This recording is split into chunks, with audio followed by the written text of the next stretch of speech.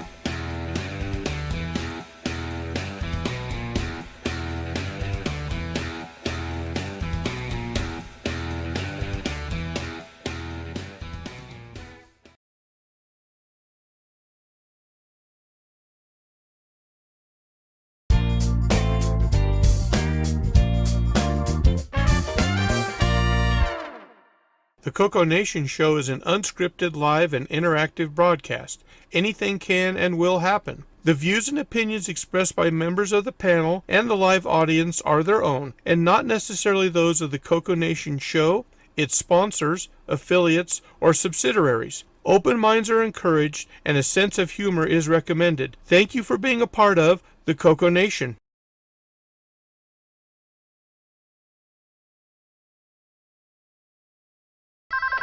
Radio Shack? Okay. What? The 80s called.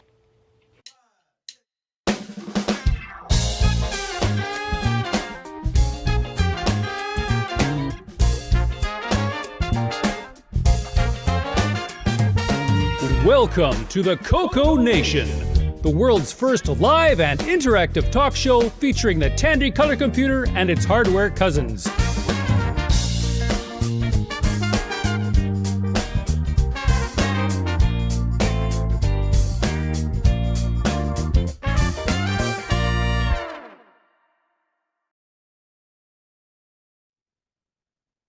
Hello, everybody. Welcome to the CoCoNation Show, episode 423. We made it through another week. Barely. All right. In the panel today, we start off with the Ron Super Deluxe. Hey, how you doing? How you doing, everybody? Then next over is yours truly. Then we have special guest appearance by Grant Leedy. Hello, everybody. Just freshly back from Las Vegas, where it's very hot. He's not very suntanned either. And we got L Curtis Boyle. Welcome to the show, everyone. I'm not in Las Vegas.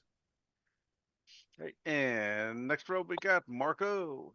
Howdy there. And I'm not in Las Vegas either, but I'm a lot closer than Curtis. Yeah. Then we got Sloopy Malibu. Great. Oh, wait. Greetings. Smooth. I actually have power. I'm at 36 hours straight of power. Nice. Sloopy, your beard's reaching the maximum length of Mr. Ewan.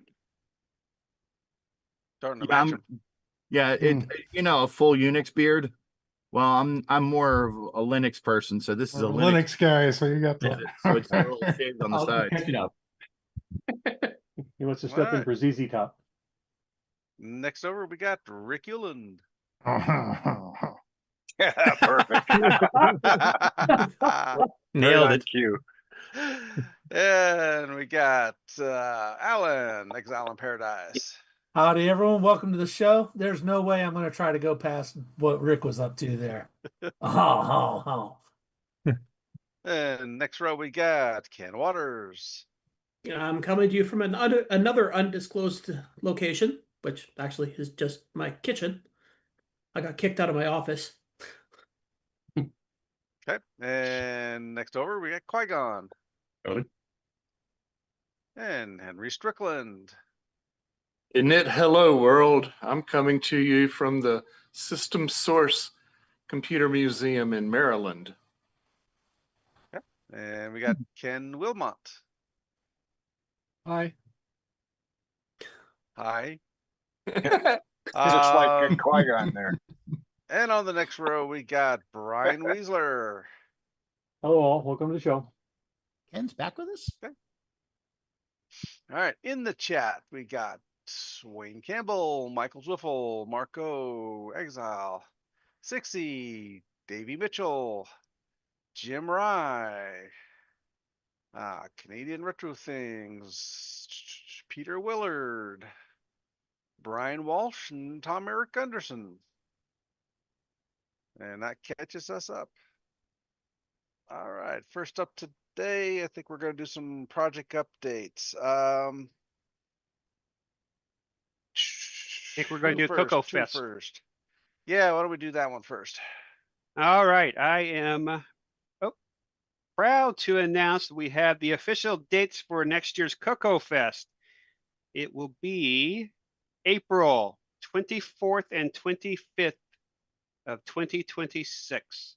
So we will get those dates out there here soon. As soon as we get the room blocks, I will put that on the website, and then you guys can start booking your rooms.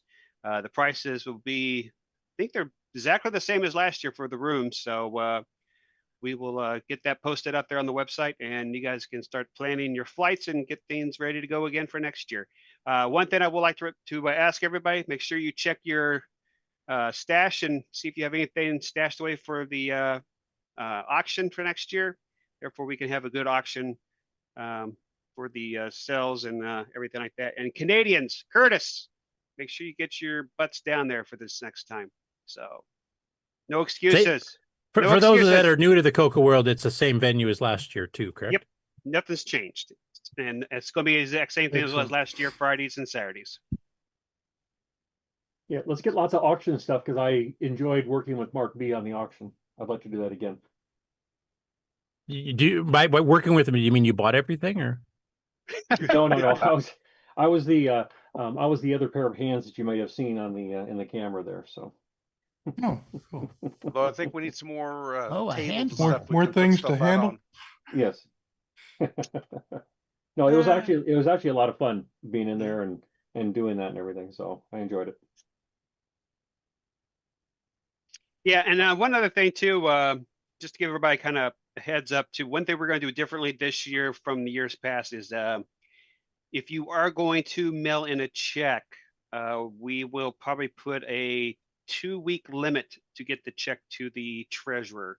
That's something that we're going to do differently because we kind of had an issue where people are saying they're going to mail in a check and the check never comes, and then they don't show up, and then there's a table that sits empty for the fest. And it's not fair for other people who are trying to get a table. So I think that's something we're going to Especially in the main room. Yeah, that makes sense. Yep, exactly. So I think that's something we're going to work on changing this year. So tables are becoming a high commodity, so we got to work on that. So look for that change in the next coming months as we make that decision. So other than that, that's it. So April 24th and 25th. So Henry, I'm looking for you to be there. Strickland. All right. Yes, absolutely. Thank you. Hey, no problem. And that's all I have. So Cool. Thanks, Rat. So project updates. So Ken, you want to go first? Actually, can I jump in before Ken? Yeah, let's do Henry and Quigon first, and then Ken can do his 2 bits right in a row. Okay. Henry, you're up. Okay. I'm at a Apple II conference at the moment. It's called Init Hello, which apparently is something Apple say. And I'm a little bit of a stranger here. But I'm having a good time. I know some people that are here, which is cool. And it is at System Source up in Maryland. And if you're anywhere within a state or two of Maryland, this is an incredible computer museum and totally worth a visit. And I have snuck away into the mini computer room so that I can talk to I you. thought that was an old Apple I or something. PDP 11 back here, HP 2000, Data General, Interdata, PDP 12, PDP 8.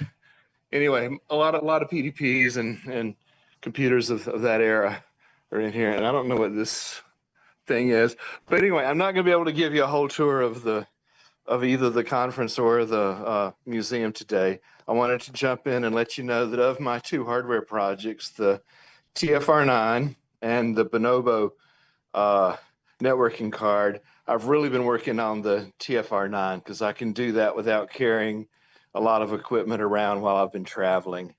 And I keep thinking I'm getting close enough to really be happy with a release of the software, but I'll find another bug.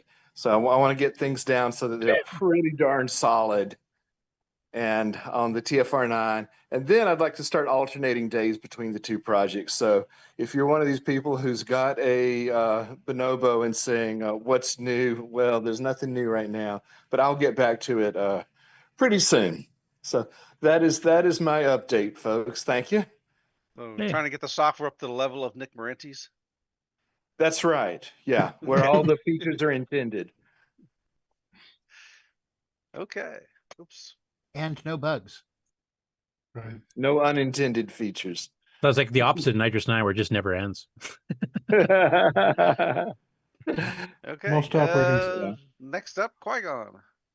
All right, I got a few things here that got this off of eBay, and it's pretty good condition.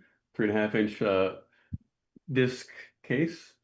Is it actually a Tandy labeled one? I couldn't quite see. It is MediaMate. Oh, not okay. Tandy labeled. But it's in really good condition. It wasn't that expensive. Sticker And then I will got fix a boxed MPI. This is the box. Mark, if you could show the picture. Mark's got the picture. Yes, I'm not I have trying the to picture share one up. here. I have a So, picture up. So all right. Let So me yeah, see it's here. really clean. It's very clean. Oh, It it's was beautiful. It It's was an older one. pristine MPI. That's connected to my CoCo 2. And so that was really nice. I picked up and also the other, show the other photo.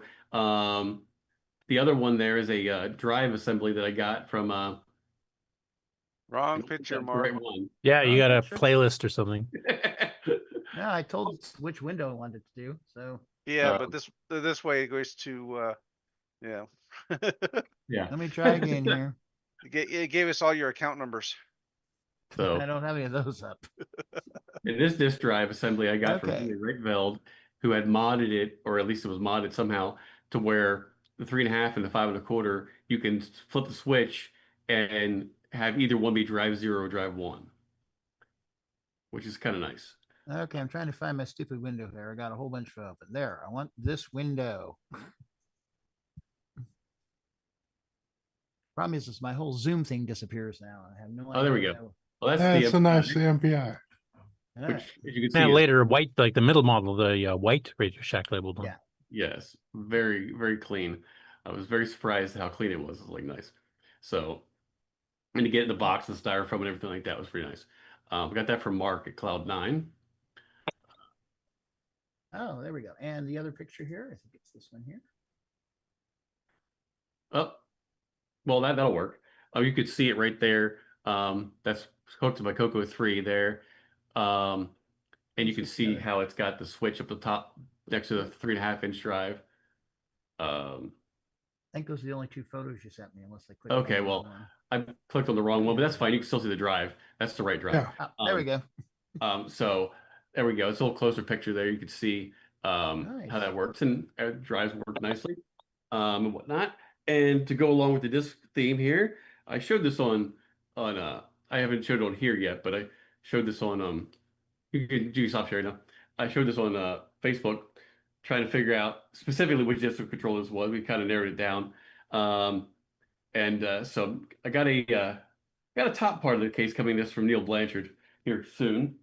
That was a Disto super controller, wasn't it? Yes, with the 4 ROM slots, which is nice. I haven't decided what we'll put on it yet because I don't have a Moo anymore. I can't find the Moo.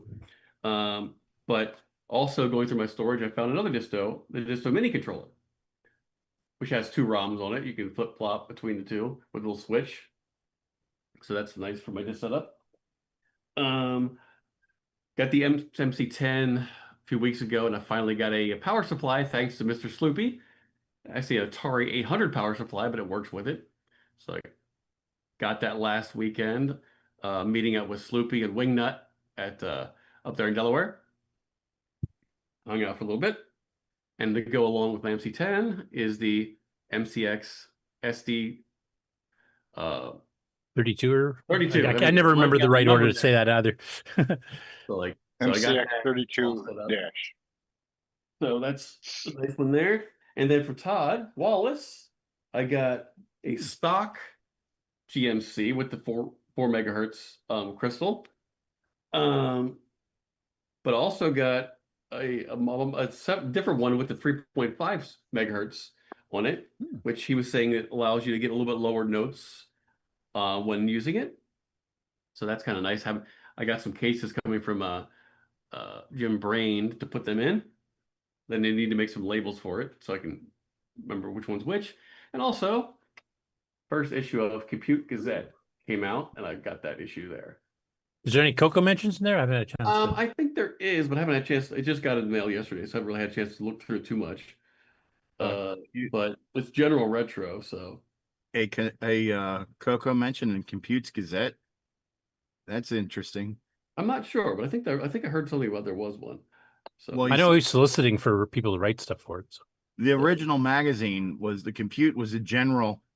Yeah, and Gazette was for the C64 or VIC-20 and stuff, wasn't it? And the Gazette was for Commodore only. Yeah. He did have an explanation of why he chose that, so I guess he can go with that. Probably because more nostalgia among the Commodore community. Most of the Compute is more known among the earlier computers, because by the time 84, 85 rolled around, Compute wasn't very well known, but Compute's Gazette was very popular. Well, the CoCo FujiNet is in an advertisement there. Okay. So I see at least something there. Try to see if there's anything else that shows up here real quick. But yeah, it's pretty good paper to use. It's pretty thick paper and whatnot, so it didn't get messed up in the mail because it wasn't packaged inside of anything else. It came, just as a magazine with no bag or around or anything like that. But so it came in pretty nice condition. And I think that's all my stuff from the last few weeks, since I haven't shown anything since then. So cool. Some good stuff in there. Yeah. Okay. So we do the Ken's video now. Sure. Okay. And Ken and Rick, because it's kind of a dual thing in ways. Oh, why am I spotlighted? I was going to let Rick talk first. Update on his project. Oh, okay. Since I'm basically the lead in to what he's doing, I guess. Yep. So I built this thing, and it emulates the electronic book. And I discovered that what Ken verified that Rainbow said was true is true. It can read up to 63, but it can only read down to 7 or 8 or 9 or so. So the bottom numbers are a little skewed. So I'm going to have to go back to this thing and plug in some fudge factor resistors to make the switches not as good. So they will give the same numbers as the Radio Shack product did. That's really all I had on the electronic book is, yeah, it works. The circuit is basically sound. I just need to get it fudged enough, and then I'll have something I can publish. And now my next thing is I'm working on keycaps, which is just a 3D printed big flat sheet where you can push one key over a large area. So And for those aren't aware, your design is going to be a bit smaller physically than the original. Well, it looks like I can do both in one, where one circuit board could be used either as I think it's 5/8 size, which is if you take a sheet of paper and fold it in half, that size, which is a size that copiers can copy down to. So you could make Like take one statement sheet. size envelope, statement size. Yeah, so you could have a regular sheet of paper size picture and make it the size for this as well, without having to redraw it or anything. It's just a button on the copier that will do that standard reduction. Then let's see, where were we? So the plastic sheet could be that makes the keycaps could be used to stretch a board this size to be the size of a sheet of paper. So you could theoretically make either size from one circuit board, which is, I guess, the project idea is of one circuit board and 2 different 3D printable keycap sections that decide where each key is, and then put the fudge factor in it that Ken verifies where it can't go below. The bottom couple of numbers have to be fudged up a little bit, and then when you get up closer and closer to 63, it doesn't matter so much. But yeah, so that was an interesting find. And back to the drawing board. I'm glad I made this out of perf board and bodge wire, because I'm going to be bodging some more wires. And now the real story from Ken.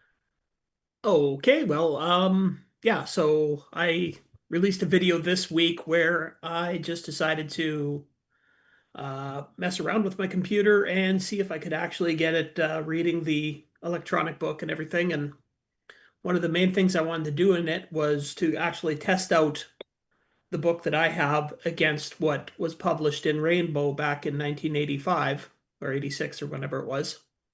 And a lot of the numbers are the same, but as you seem to get up into some of the higher numbers, it's drifted quite a ways away from what Rainbow is saying. So I'm assuming that because it's a 40-year-old piece of equipment on a 40-year-old computer, you're definitely going to have some differences to what it was reading back when they were brand new. So, incidentally, I have a clue there. If you divide the potentiometer evenly with 5 resistors, you get 6 positions that you Okay. can pick. So there's your 6 positions.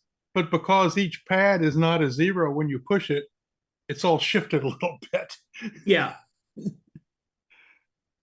There you go. So, yeah. So this was the original article in Rainbow, and yeah,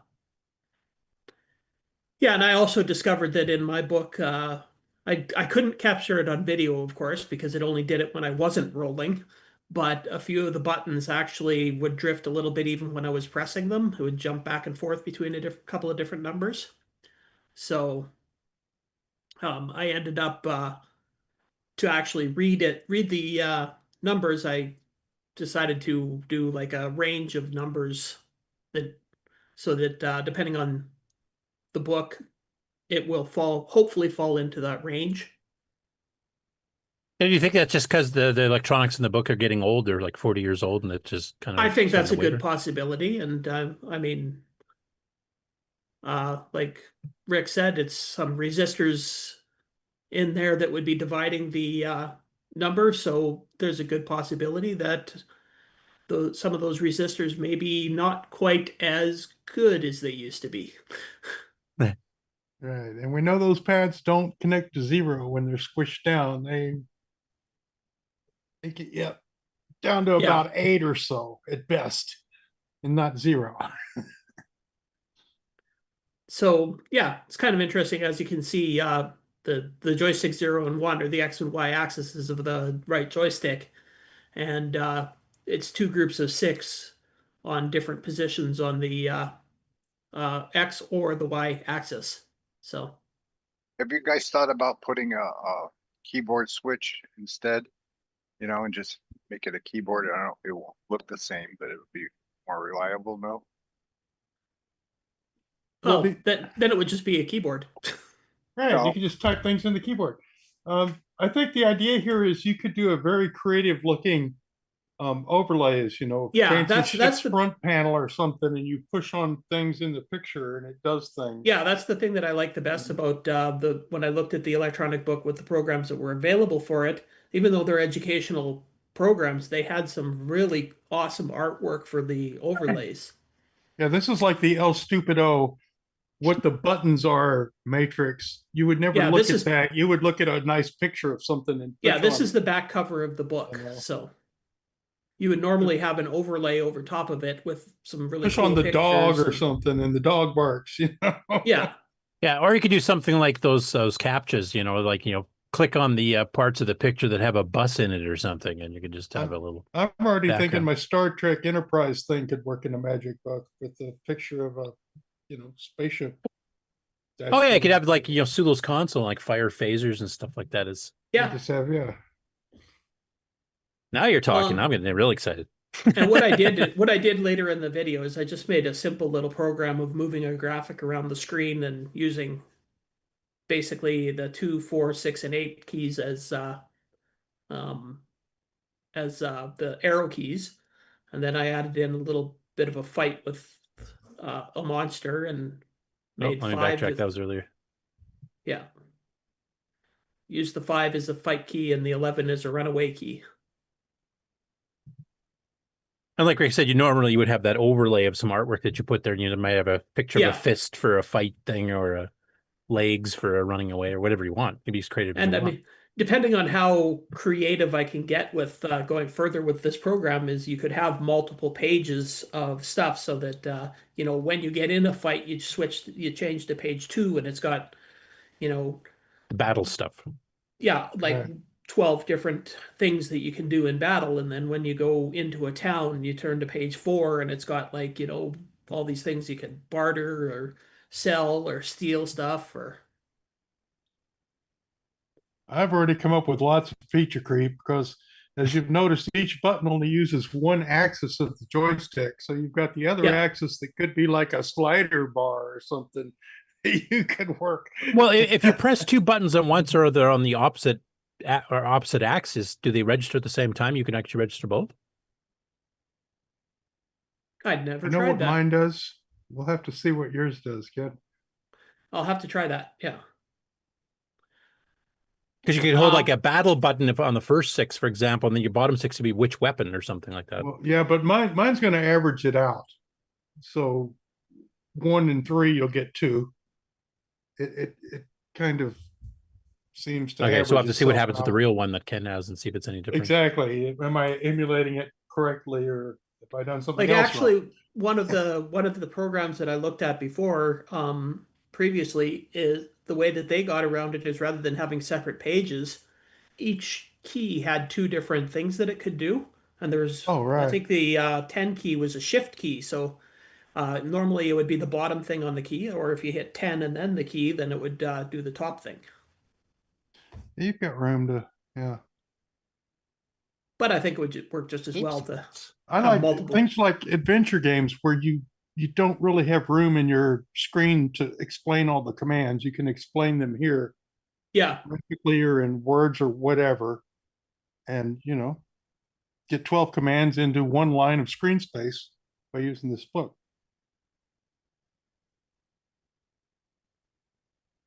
Like one thing I liked about the electronic book, like all the education programs, and Ken and I got to try them out when we were visiting the museum in Tennessee a couple of years back, which was kind of cool. But then we found out that one of the Game On Challenge was the Dark Pit, which is actually a dragon game originally, uses the actual gameplay itself. So I think that was part of the inspiration. So there's definitely some stuff you could do that's pretty cool. You in that game you choose your weapons using 1 through 6 keys.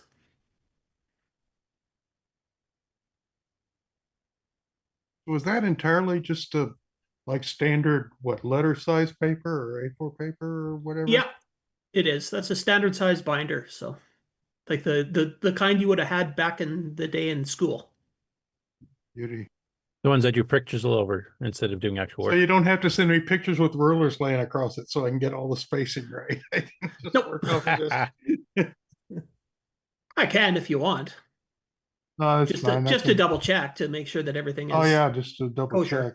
That wouldn't hurt. Because I'm designing the 3D print keycap thing so it can transfer a large area to 1 central switch. Mm-hmm. There's been a couple suggestions in the chat from Alan, actually. He says, so the controls on Fractalus, you could use that because there's like open door, airlock door and land and all that stuff. You could definitely interface that there. Yeah. And then he also mentioned maybe patch Dagger for electronic book. There might be too many commands to do that fully properly, or too many objects and stuff too. So there you can unless you have that shift like thing, like maybe you can can do the shift thing, yeah. Yeah. Because you could have technically, I guess you could have 22 different commands on 1 page. And the shift key. You might be better off to split it and have like some of your like motion ones, like always on the top line, but only shift the bottom ones. Yeah. So you always have access to, move forward. And then you can, hit the escape key essentially, and then select we're different menus. Well on our way to inventing the Stream Deck here.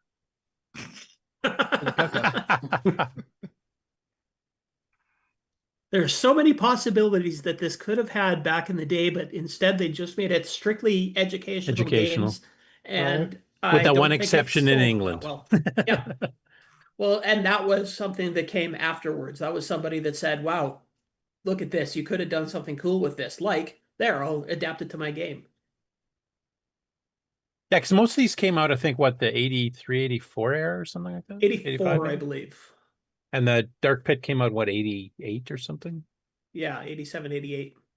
So. Yeah, you're right, because there was a lot of opportunity here, but most people didn't buy it because, most of us kids back then didn't want to get educated. Well, like I spent a lot of time in Radio Shack, but I never saw that because one thing I did not do when I went into Radio Shack is go over to the section that was educational games. The little school cubby. You didn't go there? Yeah, I do remember seeing them in here, like in Saskatoon. I do remember seeing them at the Confed one at the computer center downtown.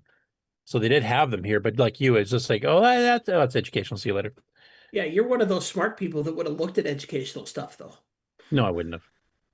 I would have seen it going like, that's an odd contraption hook up to a CoCo, and then, it's for learning how to do fractions. See you later. No, I think it was definitely a hugely missed opportunity by Tandy. And it was cross-platform too. Like we've discovered the manuals there. Like it was also works like on a BBC Micro and yeah. the PAL version of the Cocos and Dragons, and a few others that I don't remember off the top of my head. That's too bad. So are you planning on making like a fairly simple Coco 1, 2, and 3 game, or are you going to try to do like a fancied up Coco 3 one, since there is no Coco 3 software for the electronic book at all at this point? Well, let's put it this way. On my current level of programming ability, it'll probably be a very simple Coco 1 and 2 game, and then who knows, I'll probably try to adapt it to become better and better. Like that's kind of what I'm doing here. I'm doing like the guy that's doing the Moon Patrol game. Coco Town. Yeah, Coco Town. I'm gonna kind of learn as I go and figure things out. And like I did in this video, I made a base program and then I expanded it a bit. Then I added something else to it. And then I added something else to it. That's called feature creep. You're turning into a real programmer. Yeah, well, that's the best way to do it. I'm building it from the center out. No, I'm really looking forward to what you're going to do with this here. I mean, the possibilities, as you said, are pretty well endless. And I'm doing it for the largest possible audience, everybody that has an electronic book. Well, we'll help with that. We'll make There's going to be no keyboard control. It's going to be all electronic. A free project, so you'll have to go download the GitHub and. Yeah, you have to get a special ROM because you're going to be entering your basic commands to load the game from the electronic book, and you just have to 3D print the keycap thing, and then But yeah, this is an opportunity, like with Rick making a duplicate of the electronics, you can actually get it compatible and also make it smaller, so it's a bit less unwieldy on somebody's desk. Yeah, or their lap or whatever. I think it's a great project. And you could actually like gang up a game that you do right for it and bundle it with Rick's hardware so that people have something to try right off the bat, and then maybe some tutorial videos or something you're planning to do to show people how to program for it. Right, because it could just be a sheet that goes in this size binder, and you're done with it. Well, we'll see. Yeah, it's then I have to, since I've got basically zero artistic ability, I have to find somebody that can draw really nice if I do actually make a game out of it. Well, there's a few in the community, like Ron's pretty good artist. 1 or 2 guys. Erico's a pretty good artist. Somebody I was thinking of is talking to Ron about doing a graphic for the cover screen or the cover. We can get together on it. But that will be probably a while in the future. Okay. This is one of those things that every few weeks I'll be picking up and trying to do something on. So. Right.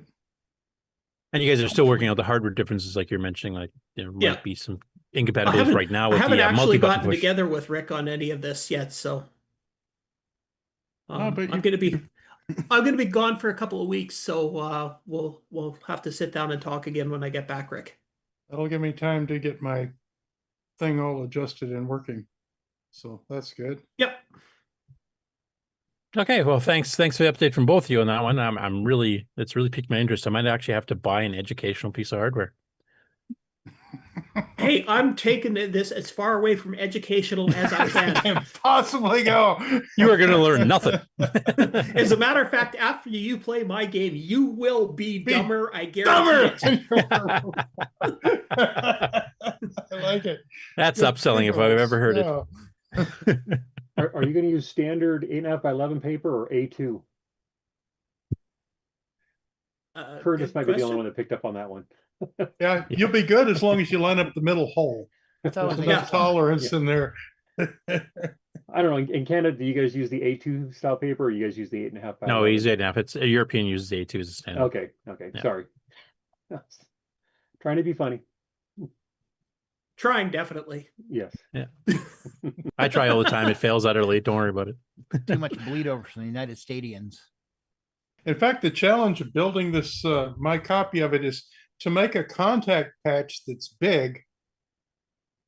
I want a contact patch that's more than 1 inch square. Yeah. To fit over a standard switch, which is 1 millimeter square.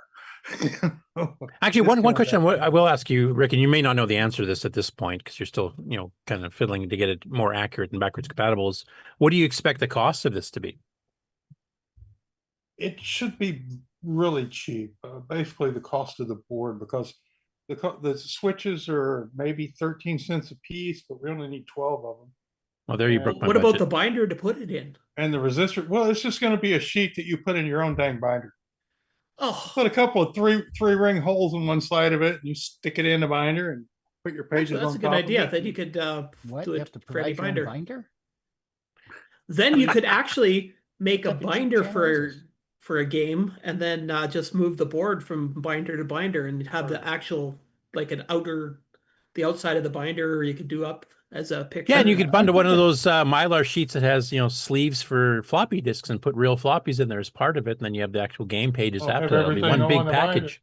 The nice part about the distance between the switches are you could probably stack a dozen sheets of printed paper on top of it without affecting anything. Well, So you I really think could just tab through a whole bunch of games and just use whichever one's on top. I've got at least 15 or 16 pages in the binder that I've got, and you can use the top page. It works. Sometimes it's a little harder to push the button when you're that many pages, but that deep. But Yep. By the way, you also got an offer from Peter Will in the chat. He can draw too, so you got at least three cool. people you can draw in for well, artwork. you got artists, and yes, we meant A4, not A2. So sorry, A2 would be a really big book. It'd be like 17 by 11. Well, geez, now I actually guess I have to make a game. Yep. Well, here you I'm go. committed now. You've got artwork coming out and hardware coming out. Rick, do you have one of these things? One of What's the, that? The actual electronic book? No, I don't have an original one. I'm just clean room reverse engineering it so I could sell it, by gum. Do you need one do you need one temporarily for reference at all for any reason? No, I think we're good. We're doing good. The number I'm agreeing with what Ken's found out with his. So okay. I If for some we're reason gold. you do, I can ship you one easier than than Ken would be able to ship one from Canada. Okay, so fair enough. I think I'll just reverse it. I'll send mine to someone who's got one, and they can try to. Yeah, I'm just saying if you need one to help with the project that you're helping Ken. Okay, with, well, just thank let me you. know. Yep. If I get stuck, I will definitely let you know. Cool. Great project. I'm really looking forward to it, and I will be buying Ken's game, so it better be good. Worth every penny. Worth every free penny. Do you need one temporarily for reference at all? Oh, we're we getting know echo back where from someone? YouTube is. That's me. Yes. Someone's playing our It's tab. me. It's me. Yeah. Okay. Brian, you got anything to show today? No. I got a couple of things if everybody else is done. Ken, do you have enough time to stay for the game on, or when do you have to Sure, leave? you can do Brian, and then we'll quickly go through the game on. Yeah, Okay. Just two things to show. Probably been a couple years now. I had shown this on the show here. There was a product out there called the A Bus. Do you guys remember this? Yep. Yeah. Used to have full page ads. Yep. So it has the cartridge here that you have, and then you can either plug a board directly into this, or you can plug into the expansion board here, and then you can plug multiple different cards in there. And what I had shown on the show there is I do have a couple of them here. Like this one here is for controlling up to 4 stepper motors, and they've all plug in with this edge card connector is what they connect into. This is what the A bus itself looks like. This it's the cartridge. Here's the cartridge, and then there's the ribbon cable here. This one here happens to have 2 on it, so it's basically like a big Y cable is about what it amounts to. And just some of the other cards that I had was like this is a digital input card where you can connect up to different digital inputs. Here was this is just a dual stepper motor card where you can control 2 different stepper motors there. But recently, and the thing I wanted to show you guys, I happened to find this on eBay here. It was an A bus. It's a proto board that they sold. So it's slide it out of here. Come on. There we go. So it's kind of like what you might see on a lot of different prototype boards, where you get different bus lines and things like that you can connect into. They have some nice little silk screen on the back. These boards are just a single-sided board as far as contacts go, or traces go, I should say. So you got like the power line here is the way the A bus works is that some of them, because of power requirements, like example, this one here, you could run it off its own power from a power adapter, or you can pick up the power off of the bus itself. And that's kind of like what this trace here is showing here. So, but this is just a prototype board for part of that the A-bus line that was put out by it was that Alpha Products there that did this. Okay. So, but, And that grid matches your prototype boards where you put the little wires in. So you build it with the little wires, and then you can build it on this board and make the same jumpers on the board as long as you copy your little proto board, the little white thing with the strips. Then it'll fit. Yep. That's a nice. I would have bought a bunch of those if I'd had the money to buy a bunch of those. So yeah, and I've been looking a long time for the actual for one of the expansion buses there. I'd like to get one of those. I don't think it's a difficult thing. It could probably actually be replicated if somebody had one and could just send me some pictures. Because it's just like any order, like a S100 bus or something like that, where it's just a series of parallel lines, running between the edge card connector, because it's just a single-sided board. So even though it's using a two-sided edge card connector, it's really only using the one side of the, because that's the way this is. I mean, this is just silk screening here. This is the only, this side of the connector is the only one that's actually using contacts. So it's a relatively simple thing. It's just that looking at the picture here, it looks like there's maybe a few other components on there. So I'm not exactly sure what's all on there, but Maybe a power supply of some sort. it might be Oh, that power that you could provide. backplane Yeah. thing. Okay, yeah. And the only reason I'm going with that is that, again, this Y cable that works, where you plug this into the adapter card. Cart. Right here. Cart. Yep. And you can plug two cards into this thing. And again, this is just a ribbon cable. So it's there's no fancy anything going on there. Hey, So, Brian. Right. Yeah. Well, is any of this documentation scanned in anywhere? I've been looking for the last month. No, I was thinking that's on about my A-bus. it's on my scan list. It's on your scan list. Well, yep, I'm to interested. Scan this and I would. do Because you have some of A-bus, this, or I don't have anything, but I know A-bus was cross-platform. It was designed to be run on multiple, from multiple systems, like the Apple and probably the Atari and Commodore. Right.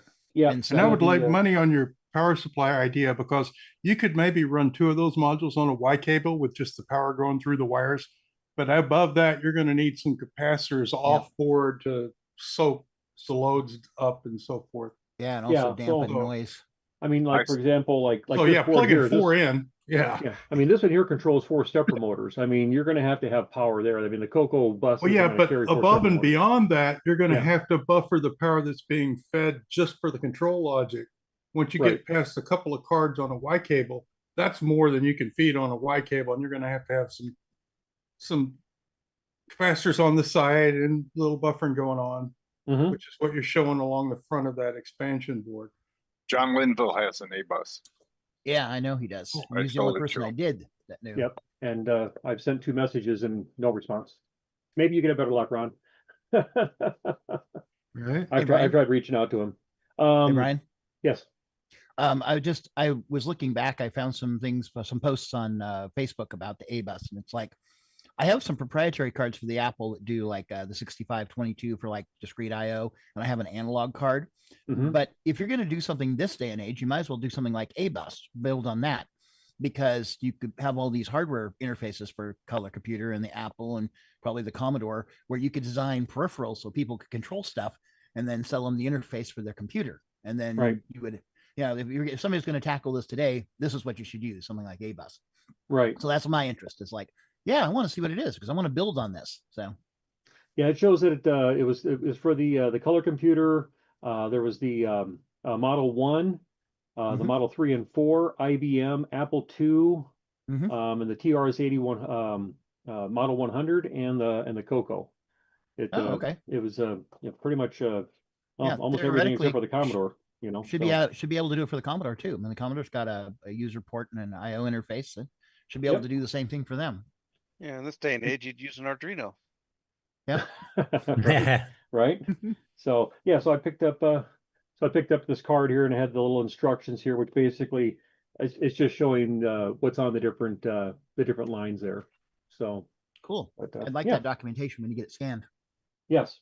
Yep. I'll probably upload it there to the archive. Archive. Yes. Yep. Yeah, I found an article a couple of weeks ago with Kevin Teduschi, Tschudi. I guess he worked for Alpha Products, and it talks about A-Bus. I put it a link in the chat. Okay. Yeah, I found I this seem to a couple recall a weeks ago. YouTube video too where somebody was interviewed, and I Oh, need to really? go find that again. There was an interview from Excellent. somebody that also, I think he might have worked for Alpha. Okay. Yeah, doing a Um, generic search for Alpha Products brings up all kinds of stuff now. Yeah, yes. Yeah. Yeah, there's a lot of Alpha out there. I mean, even There like is. switches and all sorts of stuff. So Yeah. yeah. Anyway, I'm interested, Brian. Keep me Okay. informed. Will do. The other thing I wanted to show was, so a few weeks back here, I showed the kit here that Richard Lorbieski is selling there from his Boysen technology there. He's selling the CoCo SDC as a kit. Well, on that day that I did that, Mr. William Athing sent me a message. He bought one of the kits, and he was making himself a box for his CoCo SDC, and he asked me if I would like one. So he printed me up one and sent it to me. So thank you, William, for that. He sent this to me. I got this the other day in the mail. This one here works with 5 screws, one in the center and then in each corner. The button is actually extended to this tab right here, because some of the regular CoCo SDCs, here it is. So like this one here, the button would be just right here on the surface that you can just reach in and press it. With this one here, it's extended to a little tab that this is just flexible enough, and the LED and the SD card would obviously extend through there. But yeah, it's 2 halves, and it has these little standoffs right here. So the board would set in here like this, and then the other half would go on, and you can see there's a couple studs right here, standoffs that then would go right over here. These two here to basically capture the board and keep it rock solid in here. So, and then your push button and your LED, and then the SD card would extend through there. So, and then you got the little hole there for the dip switches, depending on what mode you want to put the CoCo SDC in. So is William again, Athing, is he planning on selling cases like that too, or? He may. I mean, you could reach out to him.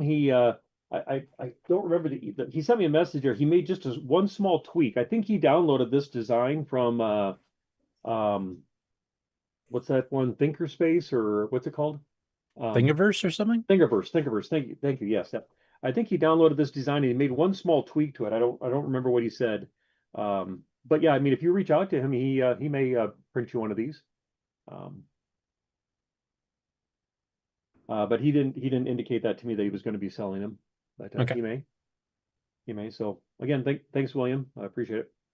Looks really nice. Let's see here. I think for today, that's all I got to show you guys today. So thank you. Cool. Thanks. Okay. Thanks, Brian. Yep. Okay. Good job as ever. Mark, I had one more thing that I forgot about. Okay. Go ahead.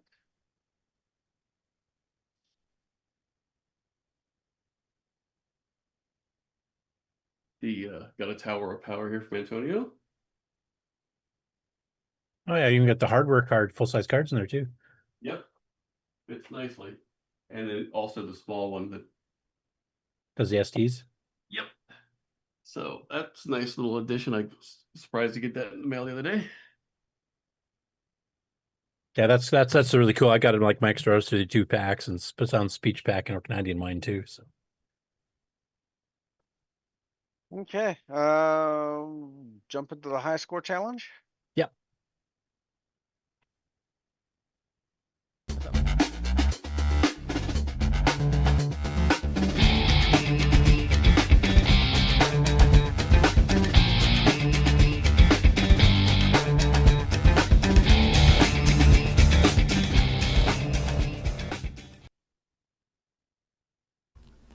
Welcome everybody to the CoCoNation Game On Challenge of the Week results video. This week we played Wacky Food.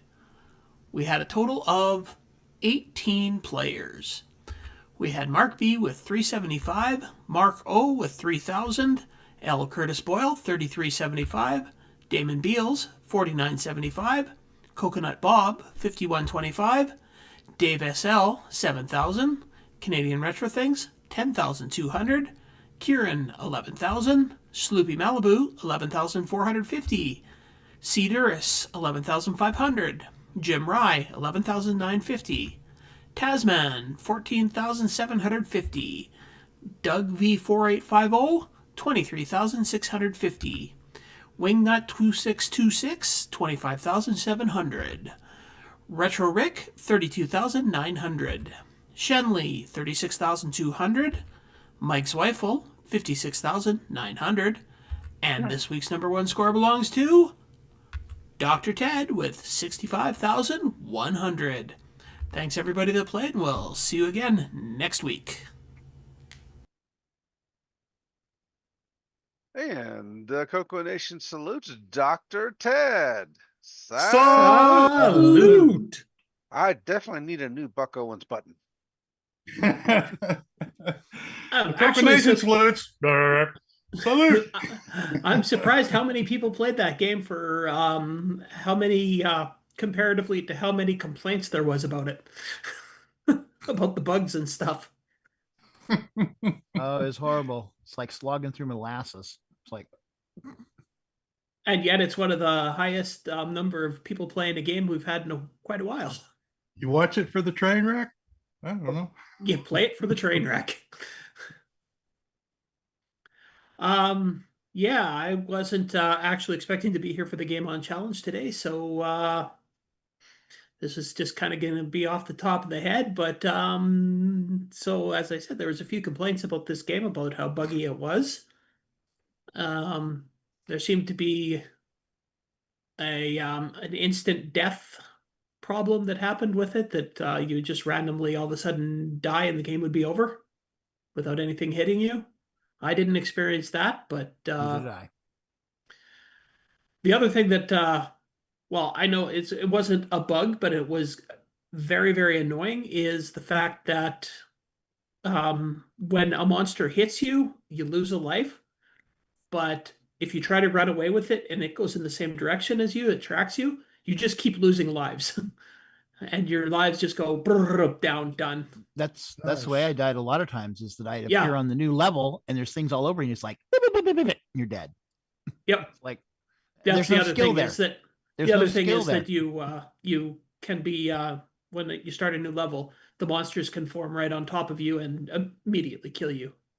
Yeah, there's Yeah, no they skill spawn to. right- yeah, they spawn right on top of you, and you try to run away, and they just follow you on top of you, and you're lost. Which gets really annoying if you're having a decent game and you've got like 5 or 6 lives left, and you move to a new screen, and all of a sudden it's done, Dead in 2 seconds. Yeah. Yep. That I recall being in the game, even when I played it back in the mid '80s. I don't remember some of these other bugs of like randomly dying though. So I still have to try to see if I can hunt down my original. I did take a brief look. I didn't find it yet, but I think And there's maybe they're- definitely some hitbox problems. Oh, this Yeah. kitchen's not going to pass health inspection. What? This kitchen's Somebody's- not going to pass health inspection. Somebody stole Oh. all your doors. Absolutely. Luckily, he lives in a cabin. Yeah. And I Ain't no haven't stinking health built- inspection. I haven't built doors yet. I mean, I don't even have a sink. I have a blue water jug going into a basin. But you got drinking water on the other side, so you're good. Yeah, there we go. You live in What do you- 18 what? So you open the window to drain your basin? Yep. Or I just walk out the door and water the trees with it. Yes, I ain't got water, but I got a microwave, so we're good. There you go. And a hot plate.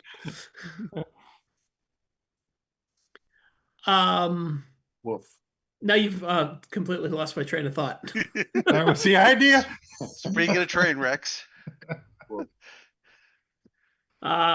was that? I think Sloopy's barking over there. I had something that I was going to mention about it, but now About I the can't remember what it gameplay? was. About the bugs? About the. Yeah, it's Scoring? gone. I'll remember by next week. We'll post an addendum. Didn't even get a chance to check out for reviews or anything, eh? No, I did not. Okay. Sloopy, did you see any reviews for this game? Nope. What were your thoughts on this game, Sloopy?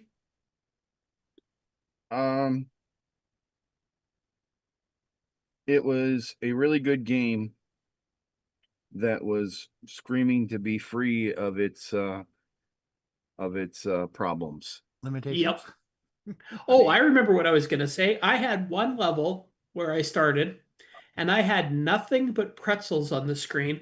And the really annoying thing about that is that each pretzel is paired with just one other pretzel on the screen.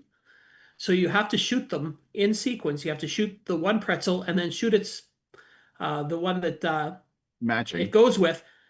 Partner man. Partner And how do you man. figure that out? And as soon as you shoot one and it's the wrong one, then you have to, shoot them again to make them come alive again. But then you get them lost in the shuffle and you can't tell which ones you just shot. So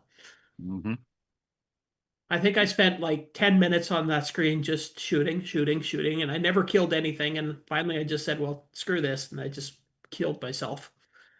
Yeah, it definitely has some issues that could help with playability and enjoyment. Yeah. The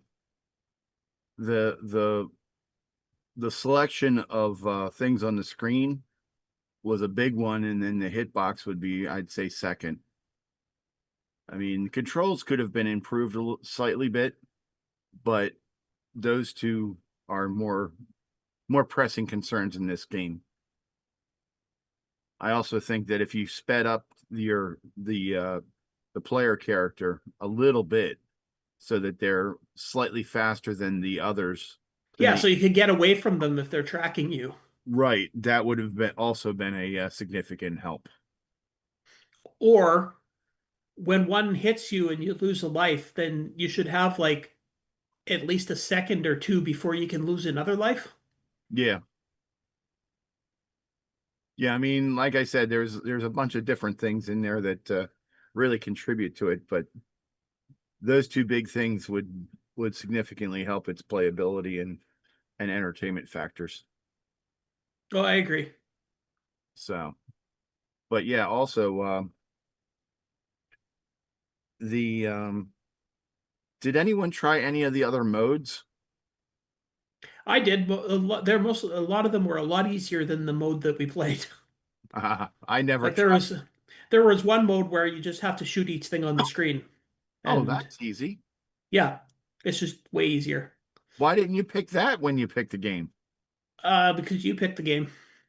You picked the game? No, you picked the game. Okay, you picked the game, so why didn't you change it? This is not an Abbott and Costello routine. No, because those are funny. Oh, that's true. So yeah, so there were better modes to play this game in. Actually, though, the mode where you just shoot things was a lot easier. I mean, I scored like 40,000 points when I played that one. So yeah. Well, I mean, people scored pretty good. I mean, you were up into the 10,000s for most of the score lists. So yeah. So it wasn't it wasn't like it was preventing you from scoring. Yeah. That and the fact that I finally beat you, I was happy.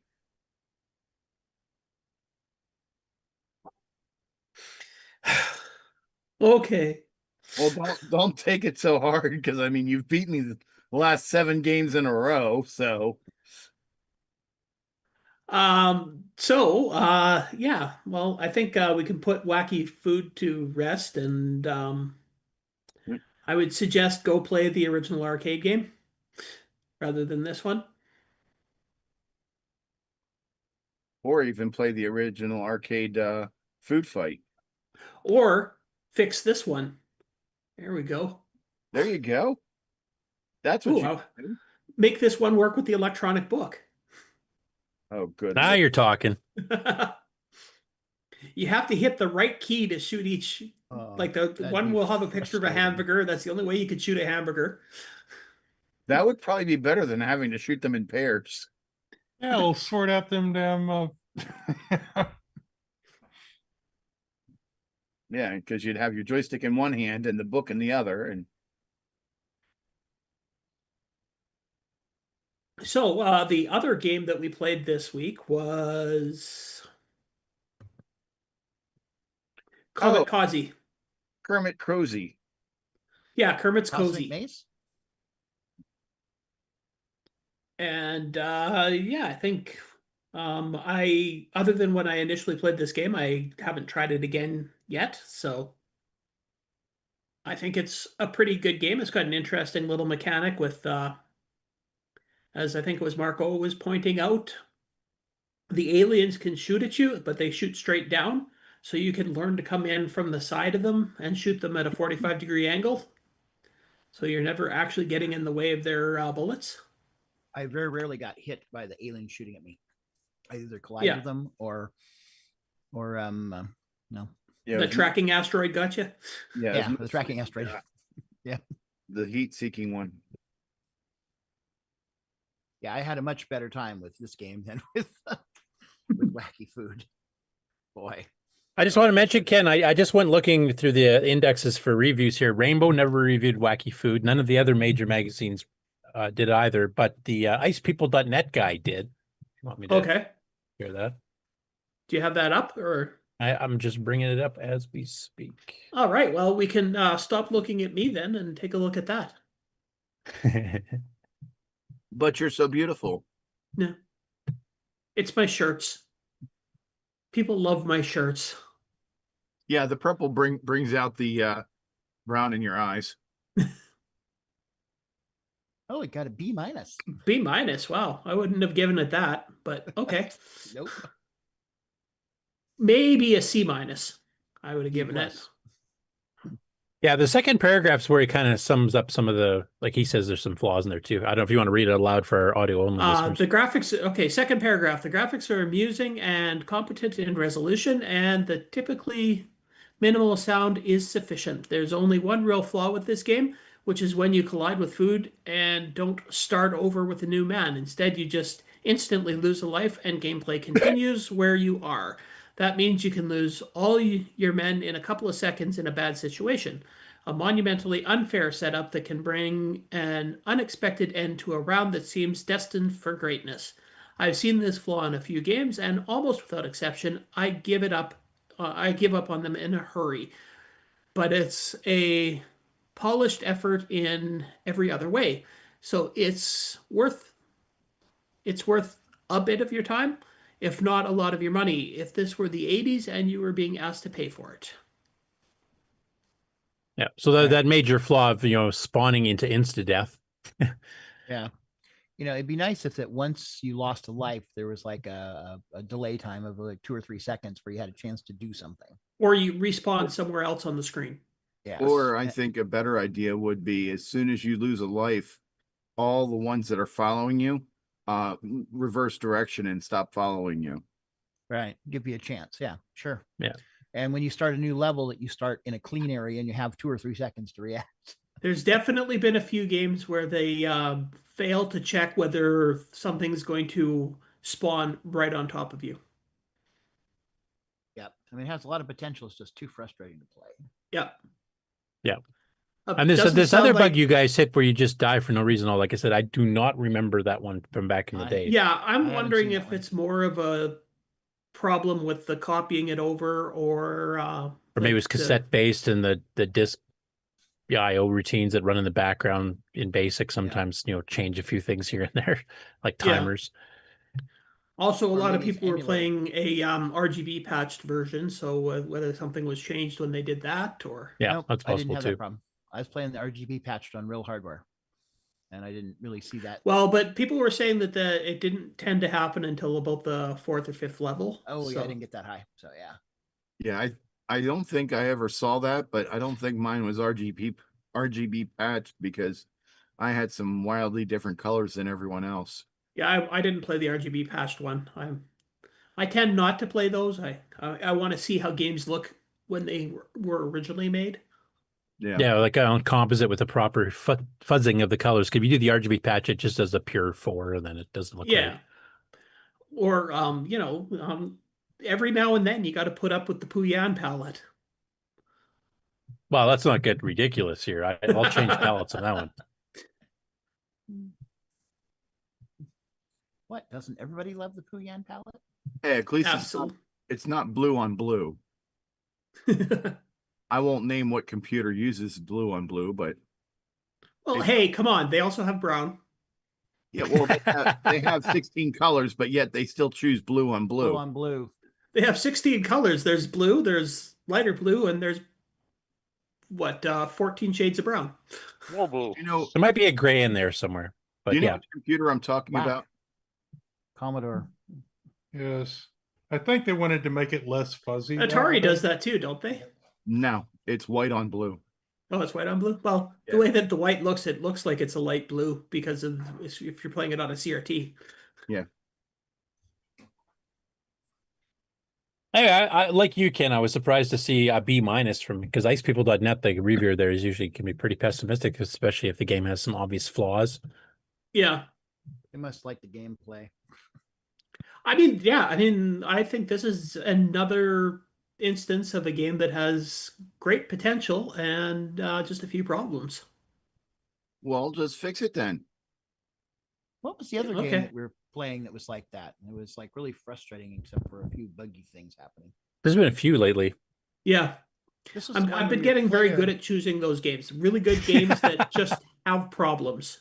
That was the one where the player is sitting at the bottom, and if you swing, it goes in an arc. So you still kind of focus on one point, but as you move around.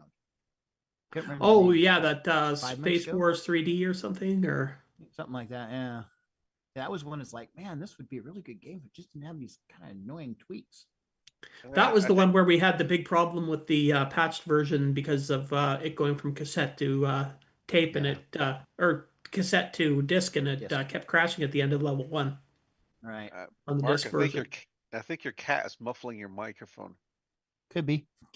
That's okay. We don't really need to hear Mark, do we? I mean, I'm talking. Yeah, Isn't that something all to we it. need to hear? It's a windscreen. I don't know. Yeah.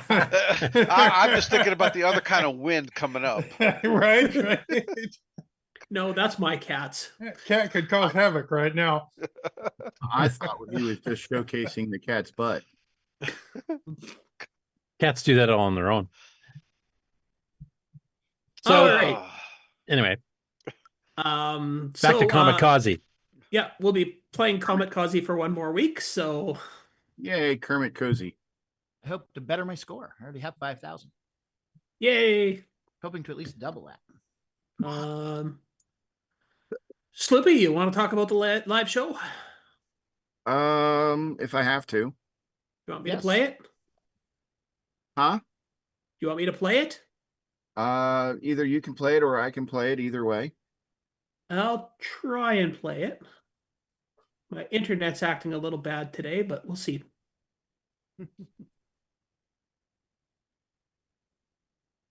Is that coming through? Yeah. Yes. All right. All righty. Yes, we had 5 players here. I do believe we were up to like 6 or 7, though. No, you want me to find stuff, do you? Jeez. You don't have to. I mean,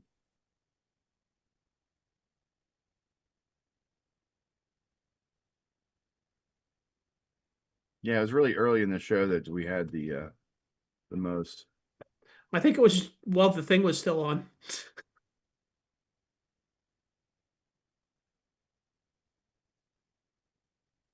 I don't know. Anyway. But yes, we had a bunch of people playing. What I thought was interesting is we had more people. Usually people are playing the new game for the week, but this week we actually had a lot more people playing the old game. Playing Wacky Food. They wanted to see for themselves if it was as bad as everybody was saying. Absolutely. Without a doubt, we did.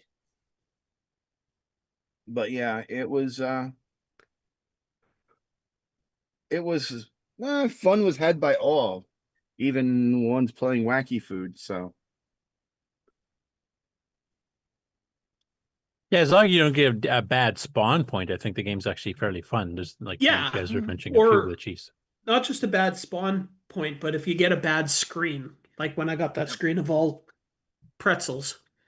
Yep. And here we are now at the bad part of the Game on Challenge live review, where we name names and point fingers at the people that weren't there, like L Curtis Boyle. Yeah, Curtis, where were you? Yep. Hey, at least I submitted a score. Yes, And Rick Euland. He's busy working an electronic book. He's got a worthwhile excuse. Mm-hmm. And who else do we have? Ron Delvaux. Ron Delvaux. Yeah, I was busy being super deluxe. That's the best I can give you. But you will be interested in one coming up here in a week, Ron. Yeah, look, I think. it's that top 10 looks just like the top 10 on the game I like. It's written by the same author. So maybe you would like this game. Yeah.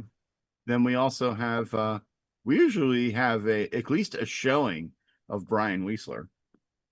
I would play, but I don't have any CoCo hardware to use. That's the best one yet. Yeah, that is. All in the, it's all behind glass. I don't have any CoCo hardware. That is the most excusable one that yet. So Brian, I think that you have entire cabinets of break glass in case of wanting to play CoCo game. Mm-hmm. Secretly, yeah, has, that parts kit you have. Just assemble that, then you'll have a. Yeah, there you go. There you go.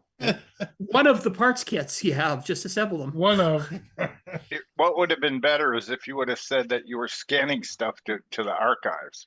Now that would be a busy thing. Yeah. That's good, but At least no, you chose the a, other path, didn't you? yeah, at least a reasonable excuse. Or Well, acceptable Sloopy, excuse. if people want to join us, where and when can they do that? They can join us on the CoCo Discord, which you go to discord.coconation.com, I do believe it is. Discord.thecoconation.com. Yes, that's it. Discord.thecoconation.com. And you can join the CoCo Discord. And then on Thursday evenings, 8 p.m. Eastern, 5 p.m. Pacific, you just show up. And even if you don't have your system set up or even an emulator set up, you can still join and we can walk you through it.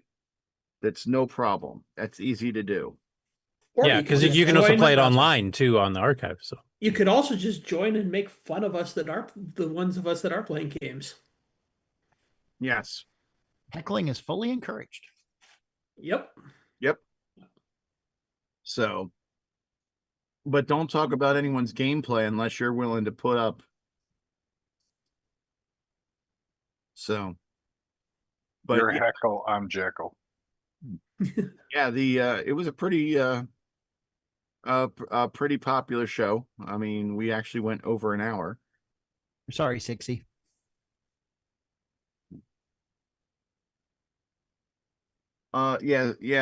Sixie. I did do a matinee. It was called the Game On Challenge Live matinee, which was done more at a reasonable hour for our across the pond players, and it seemed the only ones that we had show up were Americans. Probably need to promote it more. We did promote it. I mean, because it was like 3 months, so that was like 12 episodes. Really? Okay. 2 months. yeah, I do remember that because we were trying to do it to accommodate the UK and European viewers, and none of them showed up. Yeah, 'cause there was like a bunch of them that said, "Oh, it's late at night," and so we did it. Maybe we just picked crappy games those 3 months. I'm not sure. Yeah, that's it. Us pick crappy games? Never. No, we would never do such a thing. Well, But until I get retired and have free time during the daylight hours here, I won't be much help. well, I mean, the thing is that I mean, we've had Exile in Paradise show up, which he was noticeably missing, but we've had him on the show too. So what's the UK experience excuses? Well, as he says, it's after midnight when it starts. That's on the regular one on Thursday. And Exile says he's doing his best to improve the show by not being there, so give him a break. Nah, we would want him there. And honestly, if you can't make it that day, let's say you have something else going on or whatever, then at least submit a screenshot of a score so you can be included in the high score list. Yeah. Yeah. You get a shout out. All right. Well, so that's Thursday nights at 8 o'clock Eastern in the Discord channel. So let's take a look at what the next 2 weeks game is going to be because, well, I got to get going. So. All right. Have a safe trip. Share here. Well, I just want to see what next week's game is going to be first. We're not doing that part of the show until the end. Oh, okay. Well, I'll have to look at it later then. Yeah, well, I've got to figure out how to. Let's see here. He's got to figure out which game he's going to pick. Right. Stall, buy time. Just go to L Curtis Boyle's website and bring it up. No, it's not on. It's not on my website yet. It's not on his website yet. Okay, well, I'll leave you to that then. I guess I got to get going, so I'll see you guys next week. If you want to wait a minute, I will. Okay. Something up. Let's fill time here. So, how could we feature creep any of these games to work on the electronic book? Come on, people. There you go. Come on, Rick. We got to make this the hottest selling commodity that you have. I'm working on it. The game book that will become the envy of all other retro computer people. They'll be like, can you make one for our system?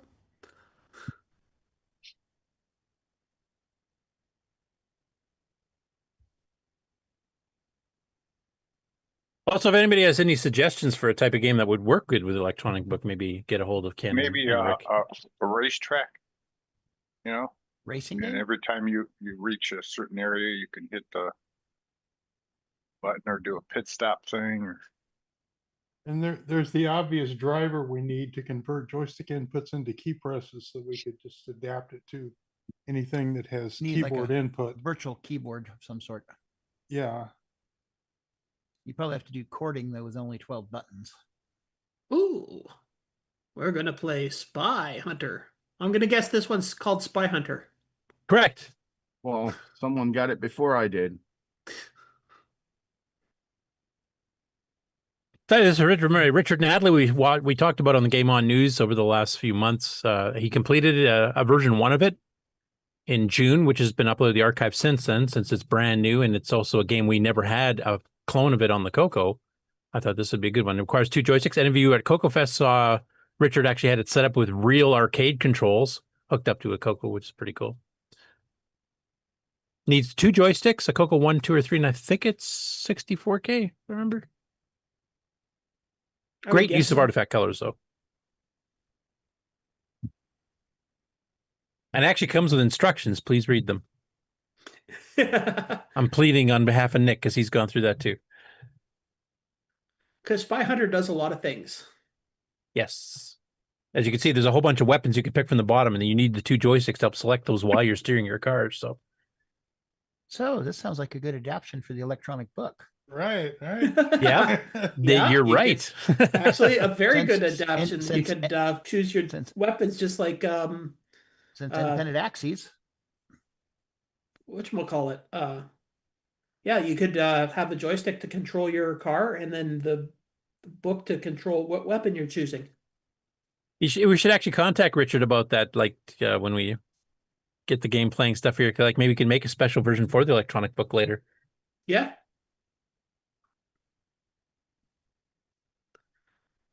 All right. Well, that sounds good. So I will talk to everybody later. Have a good one and have a safe trip. Safe Okay. trip there, Ken. All right, enjoy. Drive Bye. carefully. See you, Ken. Bye. Bye. All right. So I get Sounds with like Spy Hunter from the Computer Archive next 2 weeks. CoCo 1, 2, or 3. 2 joysticks required. Analog joysticks required. and it's a really good adaptation. I think it's not as completely done as he was originally playing. I don't know if he has the boat sequences in it. I haven't had a chance to play it long enough to find out, but it's a game we never had back in the day, so I'm really looking forward to this one. Cool. Now I have to figure out how to get a second joystick. Well, you just always use the same weapon, right? Yeah. I'll have Take to some resistors and I'll have to unplug my Joey switcher so I can plug in a second joystick. Well, I have one of Paul Fiscarelli's adapters, so it uses, there's a button to switch between left and right joystick. Left and right. Okay. So it'll stay where you left it, then you're in good shape, right? yeah, but I doubt it will. Exactly. So Okay, we ready for commercial? Yeah. absolutely.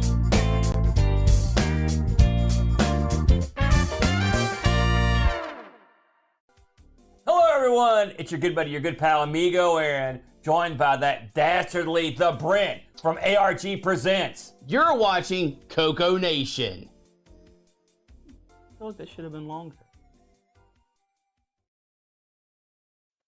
The CoCoNation Show would like to thank the following patrons: AC's 8-Bit Zone, Alex Gayer, Alan Huffman, Boysentech, Brendan Donahue, Brian Walsh, Brian Weasler, Kieran Ascom, Coconut Bob, Daddy Burrito, David Ladd, Derek Smithson, Diego BF109, Don Barber, Eric Canales, Frederick Segard, Glenn Hewlett, Graham Wabke, Grant Leedy, Henry Gernhardt, Henry Strickland, Jason Warrens, Jim Mullis, Jeffrey Drywater, Justin Larson, Ken Reichard, Patrick Euland, Paul Fiscarelli, Paul Shoemaker, R. Allen Murphy, Retro Tech Time, Richard Harding, Rob Inman, Rocky Hill, Steve Bateson, Tech Dungeon, Terry Trapp, TJB Chris, Tom C., Tom Gunderson, Tom S., and William Athing. Thank you so much, patrons. If you would like to support the CoCoNation show, sign up at patreon.thecoconation.com. Hey everyone, I'm TJB Chris, and I'm watching the CoCoNation live show, and so are you. And probably shouldn't be pointing that thing at you. Enjoy!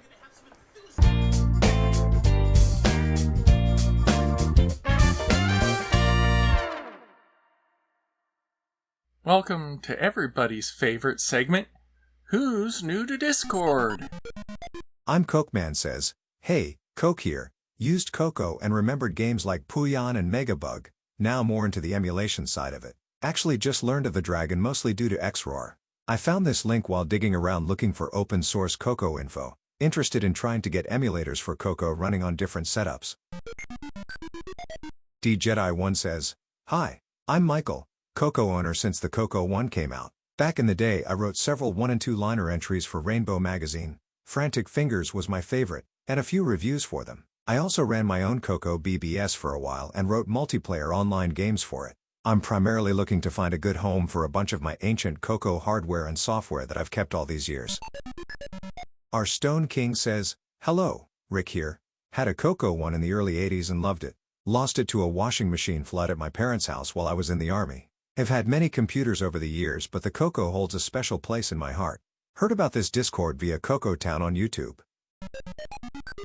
Barry T says, hi guys, Barry here. I owned a Tandy CoCo 1 from the early 80s and then I went on and worked for Tandy Australia from 1986 until they closed down. I was the head of computer support and my main job was supporting the CoCo models from CoCo 1 through to the CoCo 3 and also the MC10 plus the TRS-80 Model 1, 3, 4 and 4P range of computers. The previous bios were edited for time.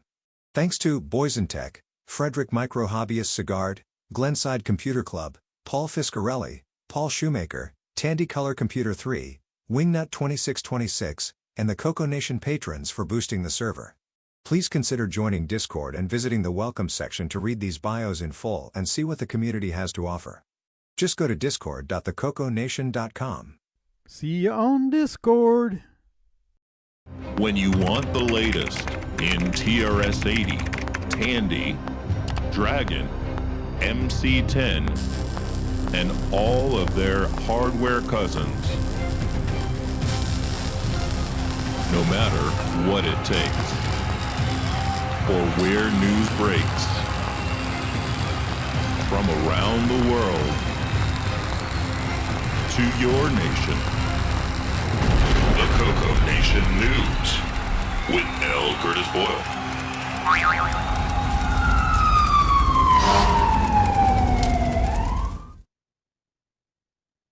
Okay, so before I get full into the news here, I did want to mention, if you were just listening to the people that joined Discord, the guy named Barry, that was one of the project support people for Tandy in Australia, is somebody we're trying to get an interview set up with. Nick Mendes is helping me with that. Because Nick remembers talking back the day, and he was actually the guy that helped decide to sell Donut Dilemma in Tandy Australia stores. So we don't have a firm date or anything on that yet. We're still working out the details. It won't be during the regular show hours because it's really, really early in the morning, as you've probably seen from Nick in Australia. So we're probably going to do like a weeknight or something like that. So it's a bit more of a later in the morning type time. And we'll announce that as far ahead as we can so that people can get questions and stuff lined up. But it should be a pretty interesting interview. I'm going to put a reach out to Mark Siegel if he's watching right now, that I would like to have him on too, just to see what kind of differences there were between how Tandy in Australia, now Tandy in North America, handled, product support, and how they handled, getting new software on the shelves, et cetera, because they definitely were different. Tandy Australia was through Intertan, which was actually headquartered in Canada for a while, and Tandy in North America was more, obviously from the States, from Fort Worth. So I look forward to that interview because it sounds like a pretty interesting guy. Nick's talked to him a little bit kind of in the background to help get this set up. So as soon as we get an official announcement for that, we'll let everybody know so that everybody has time to come with questions, and it will be on an off day compared to the normal show.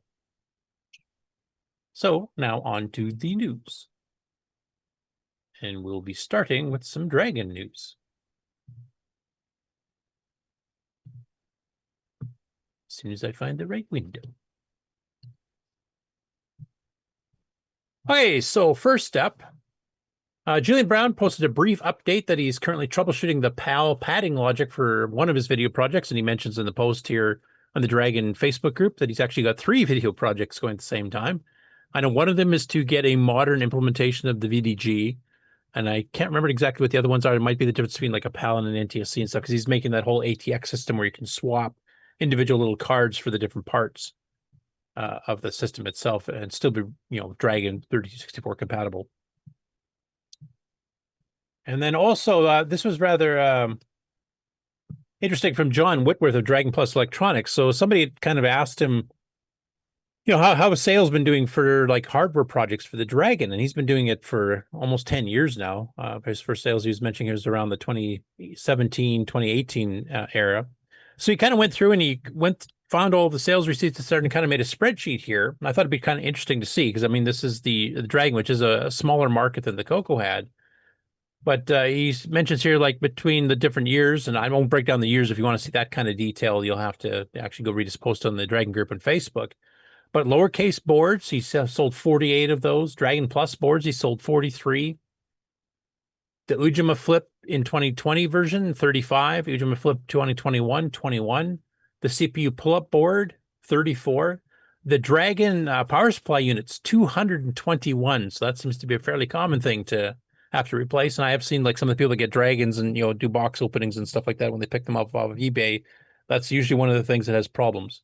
The Super Sprite FM Plus board is 46, and the Super RGB board is 46. And of course, the Super Sprite FM Plus can work on CoCos or Dragons and gives you like hardware sprites and extra colors and a bunch of other stuff. Sorry, go ahead. So I was going to say, this is a good indication of the number of users, period, by the PSU. Everyone needs one, versus what the optional things might bring in.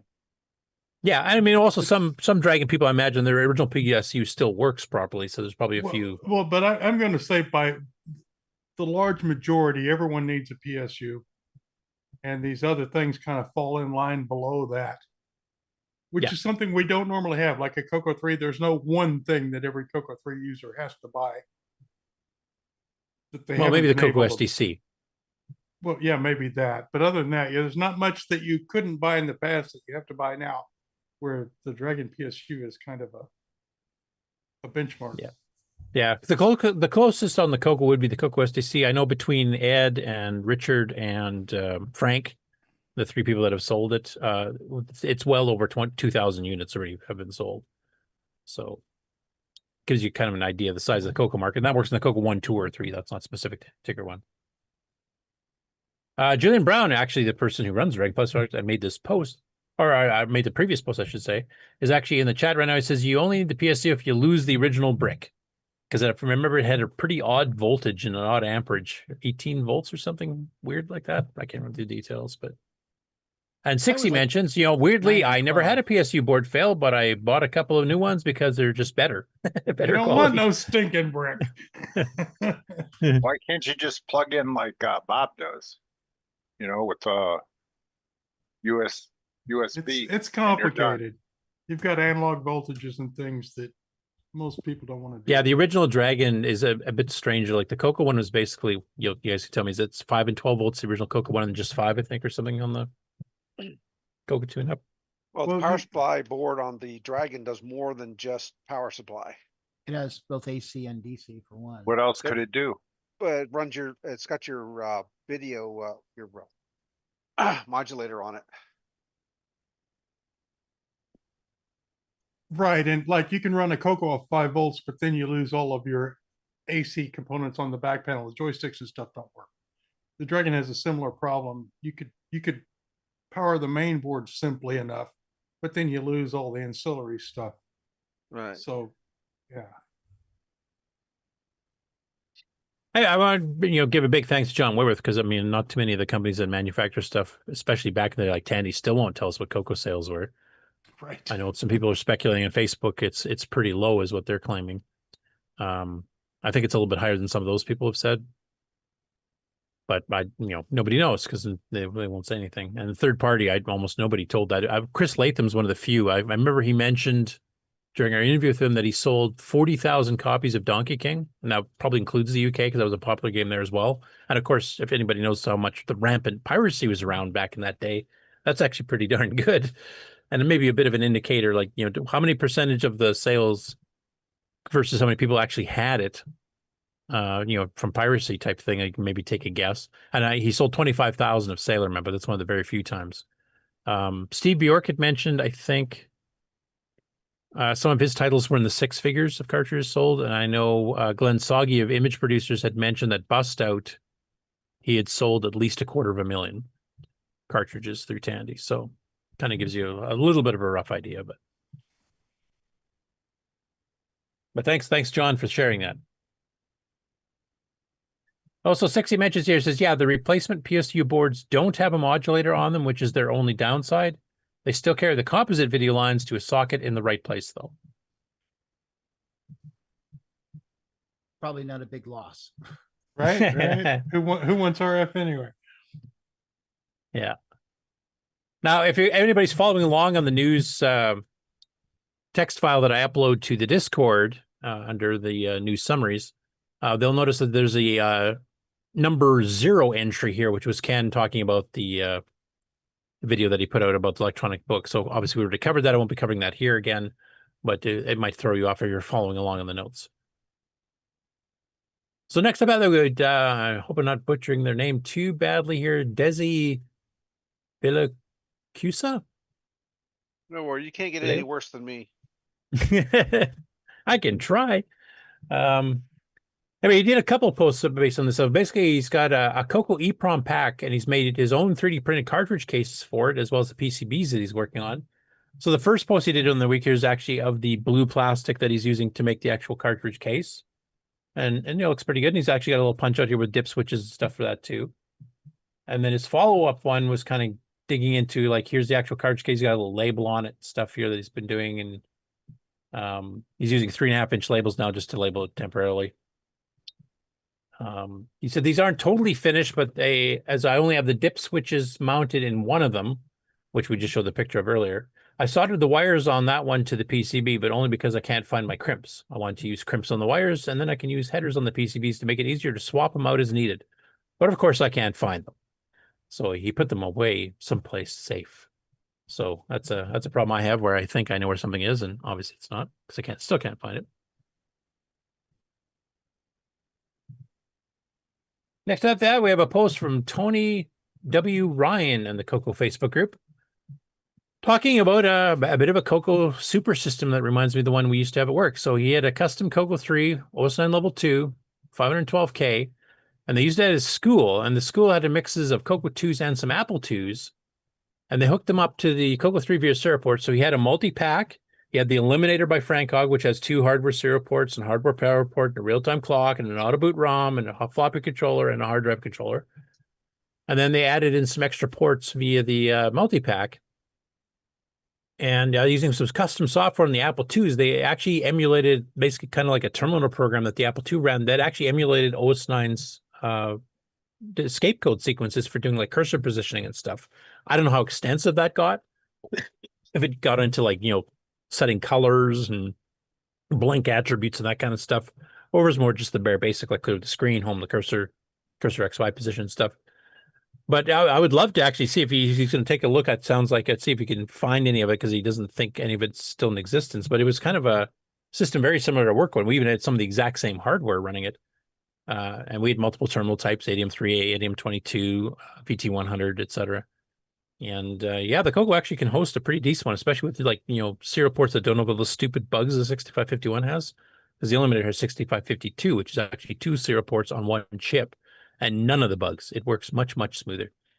So, yeah, kind of intrigued that somebody else did that. And they basically did all the software, mostly in Basic 09, actually, which also shows you some of the power of that language. And, of course, the CoCo's hosting multiple machines of different types at the same time. So that was a really cool post, I thought, and definitely reminded me of work days back in the 90s.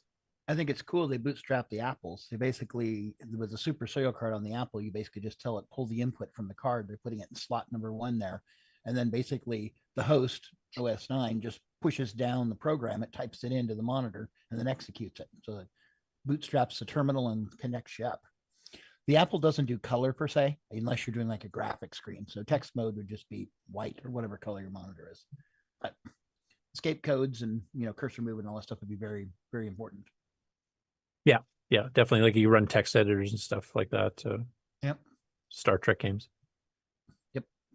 But he kind of did the summary. He said it was 2 years of interesting work, and several of the students were really involved in testing and writing the scripts, Basic 09 programs that could guide students through conducting various experiments. So it was actually used in a practical way.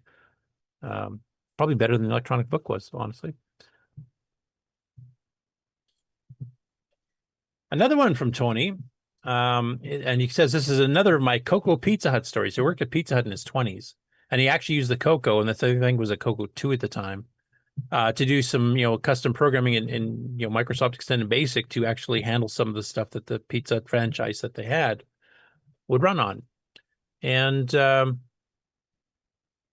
yeah, he mentioned a few of these here, some of these projects. He had one that basic program that ended up saving time of hours of drudgery previously done by hand. He had an inventory program that he wrote for it. So he goes into this. This is talking about the grid system, which I'm not super familiar with. But he just basically mentioned, since we were taking and recording hourly readings from the register to feed the grid, that's an acronym, I believe, or something. I also used the info to take PCA data, the product cost analysis, which was a report that gave you your product mix, and spit out not just the people in positions per hour to schedule, but the amount of product needed to be prepped for the day. So it actually really helped the restaurant, run more smoothly. And this was all done at a CoCo with just some custom programming he just did because he happened to have a CoCo. And then along the same line, here is another one he did for the pizza place. This was probably done a little bit earlier. It was an inventory program. He said he was 23 or 24 managing the pizza, spending about 4 to 5 hours per week during inventory. Most of the time was calculating our usages and costs on around 300 items with a calculator by hand. So his program cut the calculation time to about an hour. So they went from like 4 to 5 hours a week to 1. And he said, my assistant manager would call me, my computer and printer were at home, give me the final counts once the restaurant closed. I entered, calculated, and printed out the report, looked it over for things that were blatantly out of whack. Corporate wouldn't accept my computer printed form, so I'd have to drive back to the store and we would transfer things by hand to their inventory forms. That would have sucked. So the guy at corporate could then transfer it into the computer from his handwritten form. Yep. So you save 4 hours doing it, then you have to go hand enter back in anyway. So I don't know how much they were And net then someone, saving. at corporate has to enter it into the computer from your handwritten form again. So you've actually lost 8 hours. Yeah. instead of just 4. What bemused me most about his story here, he said, this program is why I end up returning my 4K machine for a 32K one. The dimension variables wouldn't fit in 4K. Had I known about the poke for pClear0 or even tried pClear1, it might have fit. Now, that's a bit mixed up because 4K, you can't run extended basics. You wouldn't have pClear anything. So either he's remembering, the wrong machine, or he had 16K maybe before and I need to upgrade to 32K. But yeah, definitely, if you're doing that much data, you definitely want as much RAM as you can that BASIC can handle themselves. Kind of sad because this is what BASIC was meant to do. If you have a problem that's too hard for a calculator, just write your own solution. But now you have to buy an application. There's no one has the concept of writing their own solution anymore. No, that's long gone. When the hobbyist days kind of went and it became just commercial. Unfortunately, I mean, there's some people, there's some things like Apple Swift, and there's some stuff in modern times like Java, I guess, to a certain extent is something that, more modern languages that kind of get used for the quick things, or what are some of the scripting language like Lua and that kind of stuff? You can do some of that kind of thing. But yeah, it was just fascinating to see, because I didn't know too many people that did business stuff on the CoCo. Ron DeVoe's one of them.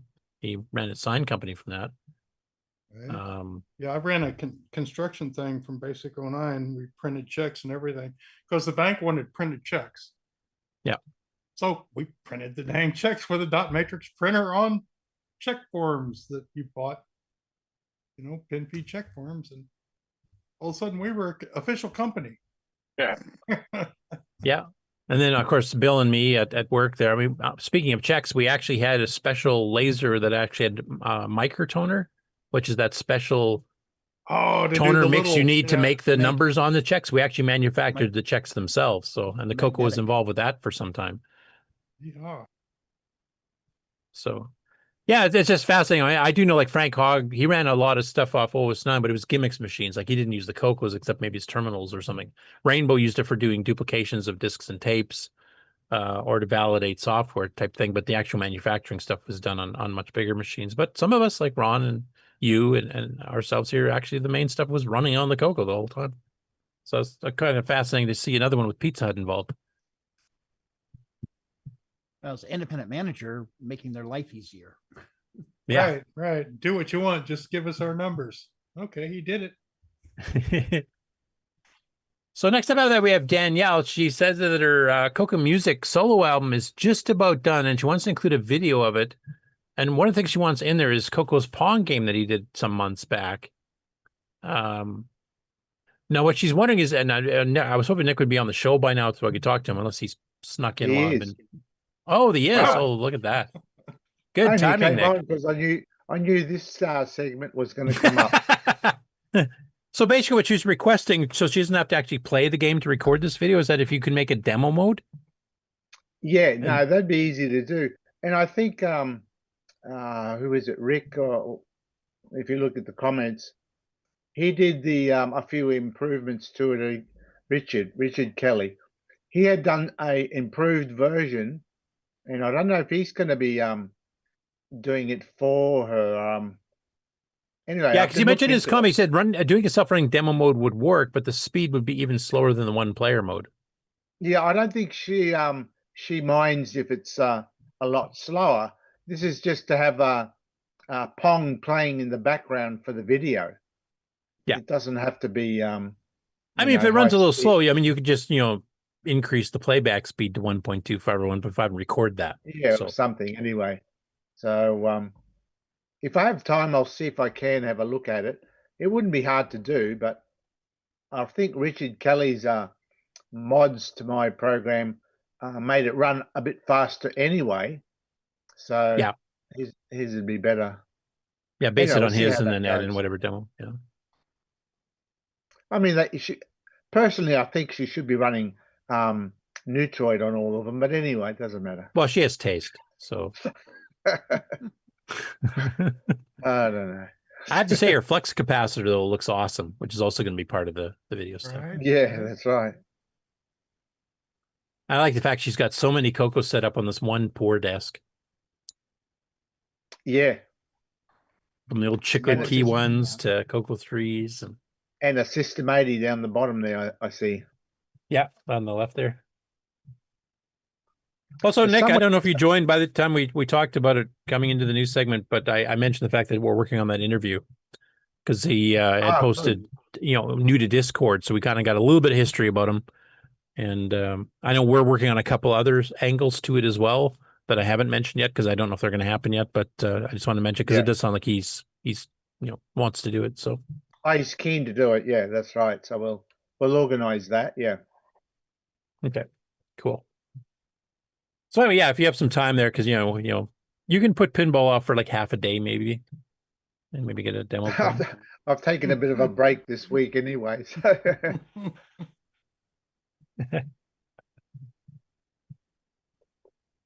Okay, now next up, speaking of graphics and artifacting and stuff like we were talking a bit earlier about Wacky Food, and if you did the RGB patch version, it doesn't look quite as good. Erico Monteiro has been busy working on some graphic stuff that he showed a couple little animated GIFs, whatever you want to call them. I call them GIFs. The original author's wrong in the pronunciation. But I think he's planning to make this in a game. And of course, he's doing this in P mode 4 artifacting. And there's no sound running because it's just a demo of the graphics. But he's got some really nice animations. So on the still right now, the player will be controlling the cat on the left. And he's called it a CoCo Cat in lowercase. So I don't know if that's meant to be the CoCo Cat from Rainbow fame or just a CoCo Cat. Like the one that Mark had, working on his microphone. But this also has the coconut crab, which is the creature on the right here. But you can see some of the animation. You also got these little flies or insects. I'm not quite sure what they're supposed to be kind of flying around. And he's been using UG Basic, Microgames Basic for this, most of his demos here. So this is actually the speed it'll play in a basic program. I love the I like the animations that he's got here. They look really good. Yeah. And even some artifacting within this crab here. Kind of going for the yellows and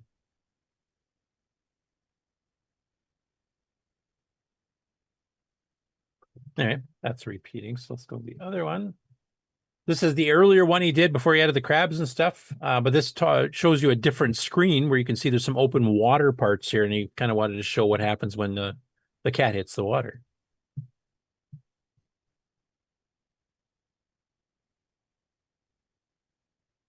And my apologies to the audio listeners. You're gonna be quite bored at this point. CoCo Cat looks like a cat versus Pikachu thing. Yeah.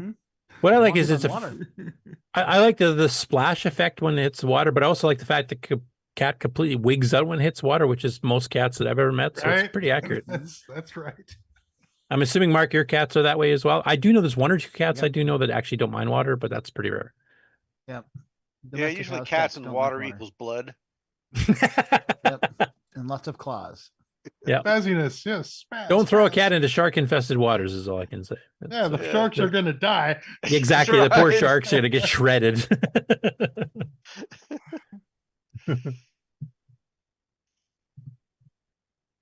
Okay, next up that they had a nice little picture from Terry Trapp. Of course, Terry Trapp is a person that's working on some hardware to do internet stuff with the CoCo, as well as a bunch of other things that are built in, like SID chip emulation. And he actually decided to show off him logging into his own ribs on his CoCo 3 at home from his phone while at Sloppy Joe's bar. And this one probably won't zoom up too much here, but you can actually see the little ribs logo there that comes on, and he's logged into it from his Android phone. So that's pretty cool. Being able to log into a BBS running on a real CoCo for anywhere in the world, basically. Just telling it in type thing. So I do have to start getting back on his site, or onto his BBS. I haven't been there for a couple weeks. Just been kind of busy around here. But I do want to start doing the sneak tease previews of some stuff that we'll be talking on the news that won't be revealed until the actual show is on anywhere else. So anybody who's not signed up to Ribs, and we've had this mentioned a few times. In fact, I think it's built into the show notes now. If you download them at the very top, how to get into it with Telnet. But I do want to kind of encourage people to kind of get into the BBS scene like we were back in the 80s before the internet became popular, and give you guys a reason to go there, which will be mainly, revealing kind of, half in secret what's coming up on the show. So after that, we have Dave Bernazzani, whom we actually covered the last little while here. He's been working on some emulator stuff for the Nintendo DS, the dual screen thing, and he's actually released another new update. Version 1.2 got released here. So you mentioned some of the things he's improved, and the first one was really important to me.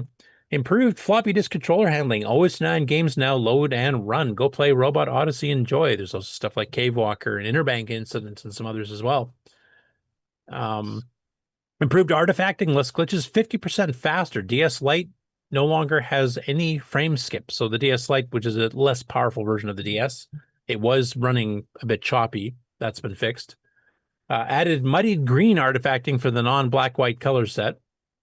That's when you choose the green and black thing and then you try to artifact and it kind of comes out like a brownish green and sort of a bluish green type thing. It's still trying to do the same artifacting, but it's very muted. They also added diagonals as a D-pad option for keyboard-like games, because I think it was just doing pure up, down, left, right for this point. Speed of Poke is now available to boost the CPU to an effective 1.78 megahertz. I'm hoping he's taking consideration on a CoCo 1 and 2. It only speeds up the ROM routines. It's not going to do a full throttle 2 megahertz like a CoCo 3 could do, because I would play some of the games a bit too fast.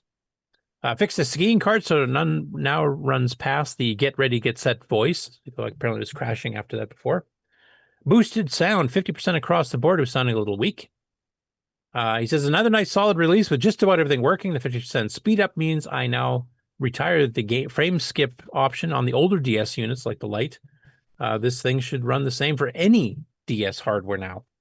And of course, he's got his little logo there, and he's got it kind of the demo of the screen with kind of the splash screen there. And then the second screen is getting the virtual keyboard. So we actually demoed from 8-bits in the basement. He actually did some running and testing of a couple games on it. Pretty impressed by it, and now it's even better. So if you have the wherewithal to actually program or to download and install these onto a DS, I would definitely go get the upgrade because it sounds a lot of stuff's been fixed and improved.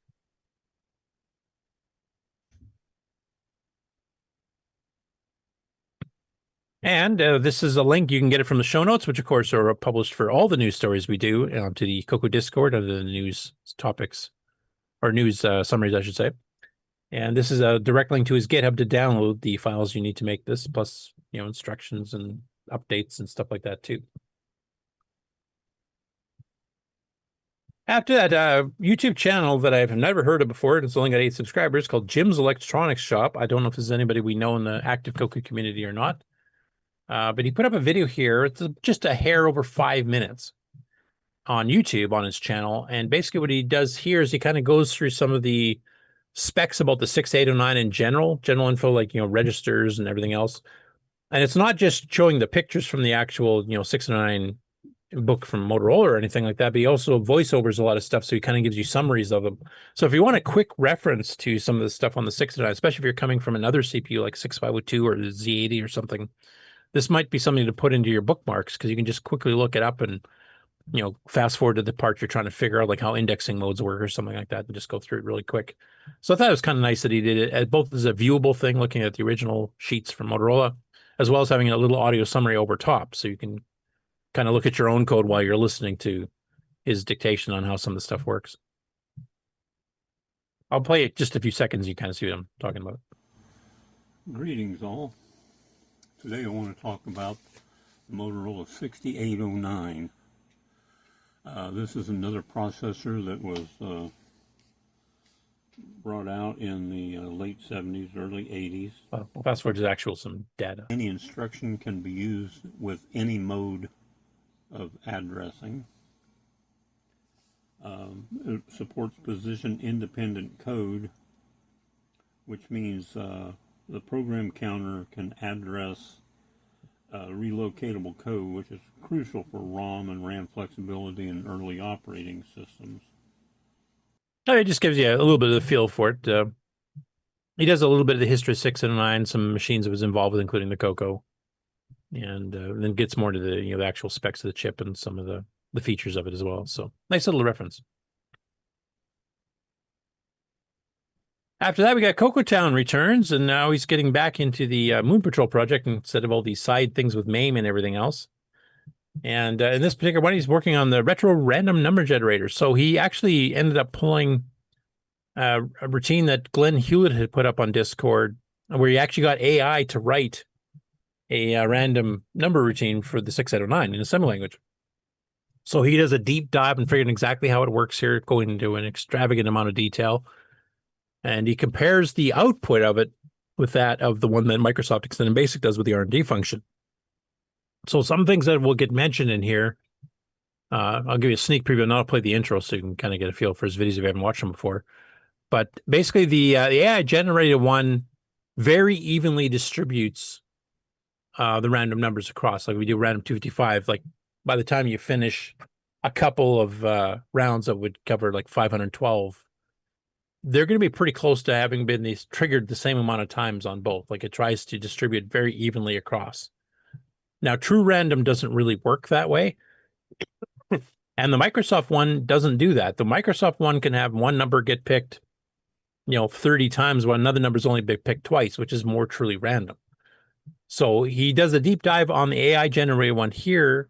And then after seeing the results and the differences of it, the Microsoft one also runs slower, and that's because it's floating point, not integer. But he's going to do a follow-up video. He's actually going to go deep dive into the Microsoft one. And I guess it depends on what you want for a random number generator. Do you want fairly evenly distributed so that if you run 500 iterations that they're all within the 498 to 502 range at that point? Or like the Microsoft one where it could be from like 65 to 912 or something. A lot more randomized, but also not as balanced. So I guess it depends on the game or whatever application you're needing it for. But anyway, I will play the video because he always has these interesting, quirky, funny intros. So I'll let you guys see that. And you can see the rest of the video by the link in the show notes. Hello and welcome. I've been working on a Moon Patrol clone game for the CoCo. And most recently, I added a swarm of aliens that come and swarm around. But they're getting massacred. They need a way to defend themselves, and our player needs some kind of a challenge. I'd like them to shoot back, and to do so randomly. And a while back, Glenn Hewlett posted to the CoCo Discord a very simple routine to generate pseudo-random numbers that was generated for him by AI. It's in 6809 assembly, and I've been meaning to go through it to see how it works. Every day I would flip a coin, waiting for it to come up heads to tell me that today's the day. Well, finally, it came up heads today, and today's the day. We're gonna look at the code and see how it works. We will pit it against the CoCo Basic ROM's random function in a knockdown, drag out, no holds barred showdown. We'll analyze some experimental changes we could make to the AI generated code. We'll visualize how the code works step by step. And finally, if you make it to the end, for your reward, we will discuss nested fractions. That's always a high point of my day, learning about nested fractions. Anyway, it's a really good deep dive in explaining how the AI algorithm works, and I'm looking forward to see his comparison when he goes through the Microsoft ROM code. And as I mentioned, like there's definitely a big speed difference, but the randomness is also very different too. So very, very interesting.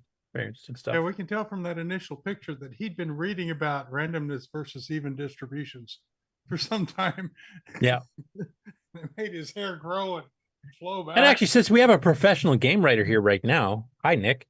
Do the random number type stuff that you do you care that it gets evenly distributed so the same numbers show up the same number of times, just the order's different, or do you prefer more proper random where you can have some numbers that get picked more by quite a bit than some of the others? I prefer it to be evenly distributed, but yeah, I don't.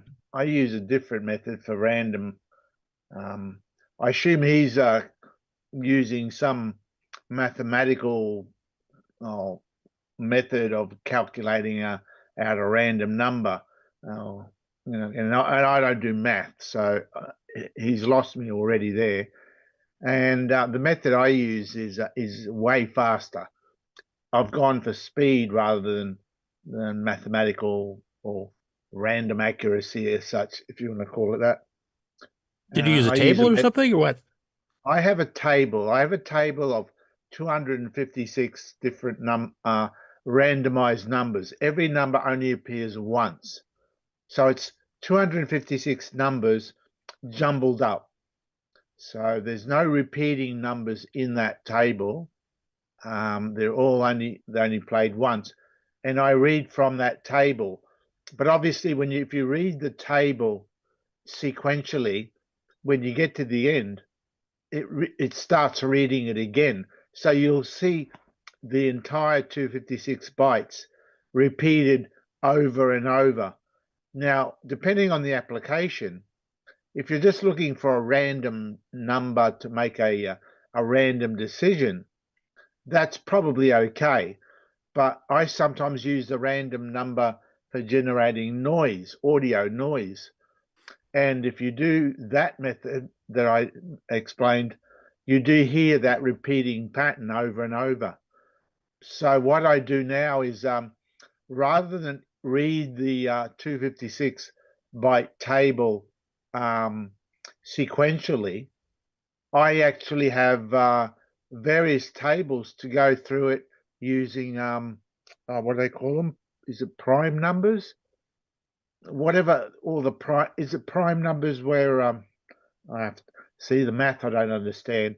But prime numbers means you can't factor it. You can only do one times itself, and that's the only way to generate. I vary the prime number that I increment the reading through the table. And there's about, I don't know, 10 different prime numbers or whatever I choose. So it doesn't loop the same table twice. Once it's read the table with one prime number increment, it then changes to the next prime number and reads the entire table with that increment and then keeps changing it. So I don't get the repeating patterns anymore. And it does give a more random number as well. And it's very fast because you're not calculating anything except to increment the prime thing, yeah. Well, that's it. So it's very fast and it's pretty random, and it does occupy 256 bytes because you need a 256 byte table somewhere. But I wanted speed over. Yeah, honestly, like Rescue and Fractals, because that's a game I disassembled and fairly well commented. It uses a 256 byte table too. Yeah, no, it's the fastest way that I'm aware of. Well, I mean, that's the thing. Random numbers, it's two different things. By random number, do you mean an actual random number, which could be the same thing 6 times in a row? Or do you mean a random selection from an assortment of numbers? In the game, you usually want that random selection. You don't want a true random number. You want to pick between 1 and 256 so that it all comes out even in the end. My statistics class was too long ago, but yeah, random and random are two different things. The way we use it in the game and the way it's used in real life don't really relate that much.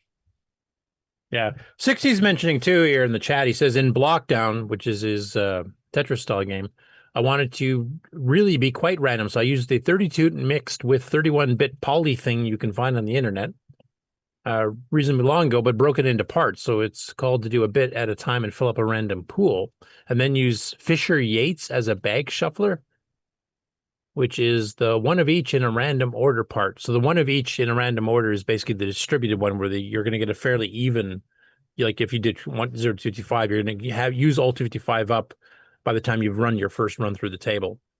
So they each appear once, whereas the one that Microsoft's R&D function is using doesn't do that. You might have, as real randoms would be, you might get the same number 10 times of one number and only once of another type thing. So it's a bit more random. It's also a fair bit slower. I think most of that's probably the floating point versus integer, but we'll have to wait for Coco Town sequel video to find that out. But anyway, if you want to see how the AI generated algorithm that Glenn Hewlett had posted a while ago in the Discord works, deep dive, even does some changes to the code because they that shouldn't do anything. So you take it out and it's not random anymore. So he has to go through and figure out exactly how it all works. Next up, we have an announcement from Richard Lobieski of Boys on Tech. He actually texted me this morning. He's also hit the Discord. He's hit Facebook, etc. He's got 3 product announcements all happening this weekend.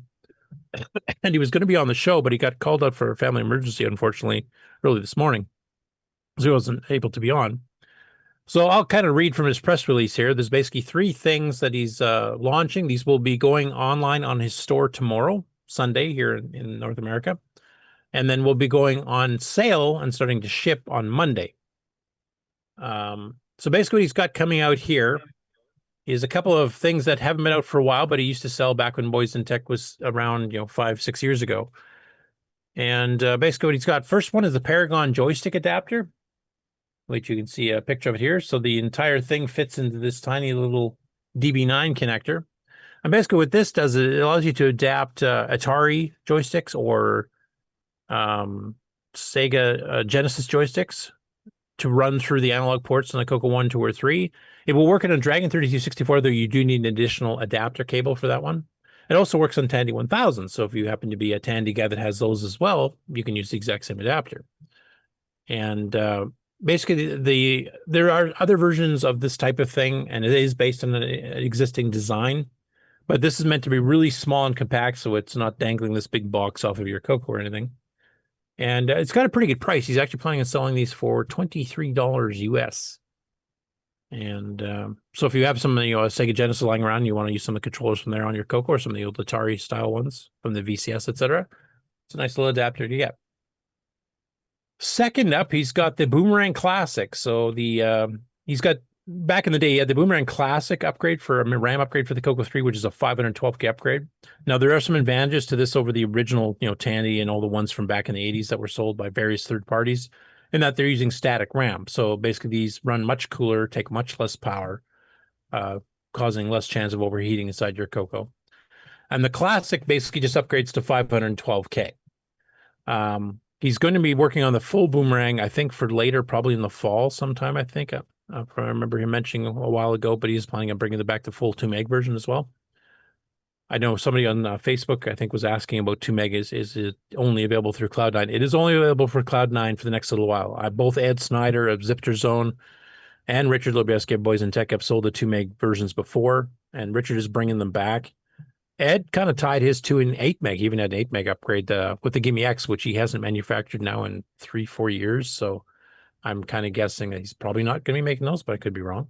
Ed, if you hear this, correct me if I'm wrong.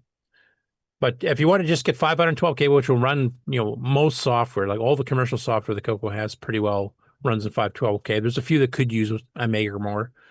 There's some Os9 demos that use more than half a meg. But most of the time, it was like StudioWorks for doing recording audio samples, or Big Basic by Danasoft had a super Big Basic for 1 meg. Anyway, it's only $24. Now, if you're like me and you don't like soldering, the 2 meg upgrades do require you have to socket stuff and remove chips, etc. So install a DAT board. This requires none of that. You can clip 2 capacitors with fingernail clippers and just plug the board in, and away you go. So this is a nice one for those that aren't that skilled with soldering, like myself. And it's only $24, which is actually a really good price for a 512K upgrade. And then the last one, as we have talked about, he has been selling CoCo SDC kits, and Brian Weasler actually showed off a case that he got for it. But I think he's had enough requests now. Like, some people want the kits because it's cheaper, and also they get to practice their soldering and kind of build the board, which is the fun part for them. But there's people like me who would just rather have a working unit. So obviously these are still being sold by Retro Rewind. But as Richard pointed out, because of tariffs and stuff, and they're still fluctuating all over the place. So it's kind of hard to predict what the heck it's going to cost if you're ordering it from Frank at Retro Rewind, because it's in Canada. This will be manufactured in the States, so there won't be any extra tariffs on it. And he's planning on selling it with an actual case, and he's getting the cases sourced by John Strong. He's actually, I think, bought 50 of them or something like that, so he can sell some of the boards he has lying around, and he has all the chips and stuff for. And with the case fully assembled, he'll be selling them for $85 US. And these are the 3D printing cases by John Strong. So now, if you're international or you're from Canada, I think you can probably get a slightly cheaper price ordering from Frank at Retro Rewind, and he's set up to do overseas shipments to Europe, etc. too. So that's probably a better deal there. But if you're in the States, Richard's probably the better deal in this particular case here too. So anyway, it's nice to have another source available, and one that doesn't require having to solder sockets and everything else. And I'm sure we'll try to get Richard on the next week or two to actually go with this in a bit more detail and answer any questions any of you have. And then the final one I've got for the regular Coco news here is that EJ Vacque has actually released a pre-release version of the next version of VCC. So this will be 2.1.9.3 pre-1. So it's kind of a pre-release. This may have bugs. Warning, this is for the bleeding edge type people that want to try out some stuff before it becomes official and may have problems. So back up anything you haven't, but it's important before you start running it on there. But the main thing he's doing here is a whole bunch of updates so that basically now VCC can emulate the CoCo SDC. And he says SDC updates enables bank writes, disk file, create disk file, rename, delete disk, create directory, mount directory, simulated floppy reads for stuff like contras, and next disk control dialog. So this enables stuff like writing to the 8 ROM banks in there for different alternate DOSs or even cartridges if you want to throw them in there. And this is all in the virtual machine running these things. And then being able to create disk images on the fly within the CoCo itself instead of doing it from the SD card on a separate PC otherwise. I don't know if he's got to the point yet where he's actually doing some of the streaming features and stuff that are in the later versions of VCC firmware. I'll have to get some clarification from EJ on that. But the nice thing is he's making this so that VCC will be able to run a VCC image right off of, say, an SD card or something like that. So that's nice to have that full compatibility. Some bug fixes he's done. He said doesn't save the VCC window size or exit from maximize screen mode. I've hit that problem a few times. Fixed mixing audio devices from the audio config list. FD502 create disk allows uppercase .dsk extension. And he's fixed the ACI console mode that was broken in VCC 2.19.2, which of course is for the 6551 serial chip support. So some pretty good stuff in this upgrade. Like I said, if you want to try the bleeding edge, be forewarned, this is a pre-release. There may be bugs. This is kind of an alpha. And any feedback, send back to EJ. He's active in the CoCo Discord. And there's a CoCo SDC channel, or sorry, a VCC channel, I should say, that you can actually post results if you tried it out or maybe further bugs you've hit, etc., or problem programs that don't work properly with it. So that's it for the regular CoCo news. I'm going to switch over to the gaming news, and then we'll go into the upcoming events, of which there is a new entry added. So hang around for that. But first up, the gaming news. So last week we covered the Spooks game, a really well done, and we've since found out the guy's Australian. So Nick's got more competition now. And Nick was actually impressed by the game Spook. So it was very good. I'd like to know who he really is. Yeah, but he's actually got his own itch.io page. So he posted about that on the CoCo Discord here. And then I went to go take a look at the page, and he's done a whole ton of stuff for other platforms like the Pico 8, which is one that Paul Thayer has based a couple of his games on Pico 8 games. And the resolution, I think, is also from that too. So he's been doing a fair bit of game programming for a lot of these, Pico style machines. And this is the first time he's gone back and done a full on retro machine that I can tell. So I'm glad he picked the CoCo as his target for it. And he also mentioned that he's actually done some updates to it as well. It requires 32K RAM to run. You don't need a 64K machine. This is CoCo 1, 2, or 3. It is set up for artifact colors, so you could play it on an RGB monitor. It just will look kind of grainy and stuff. It'll look like what Nick saw whenever he tried to play artifact games back in the day. And he expanded the game itself with compression from the original 4 screens that had 4 levels up to 6 that'll all fit within. So there's an actual update as well. And I don't know if he's planning any more updates at this point. He was talking about trying to compress the graphics for the title screen even a bit more to see if we can sneak in maybe another level worth of stuff. But 6 levels is not too bad. And it's like Nick said, a really smooth playing game. And I think we're going to save this one as far as the game on challenge goes until close to Halloween, because it's definitely a Halloween themed game. We don't have a ton of those in the CoCo. There's a few like Fang Man and that Ghost one that's based on the Material City Model 1 and a couple others. So it's nice to have a brand new, fresh title. And if you're interested in some of the other stuff, if you have Pico 8s and stuff, here's a whole bunch of other stuff. You can try like a Port of Doom, which you call Boom. Definitely a game worth supporting by giving a contribution. Like I think, because I think he says on his click on the page itself. Yeah, Yeah, name I your own think price. Yep. name your own price. I would recommend that we should actually, put something, couple of dollars down or whatever, because good quality software is what the Coco needs, and I think he's done a very good job, and it'd be good to promote it and make it so that it's worthwhile. I mean, putting together a good game does take a lot of work, and you never really can never really say that it's what you earn is worth it for the amount of hours that you put in.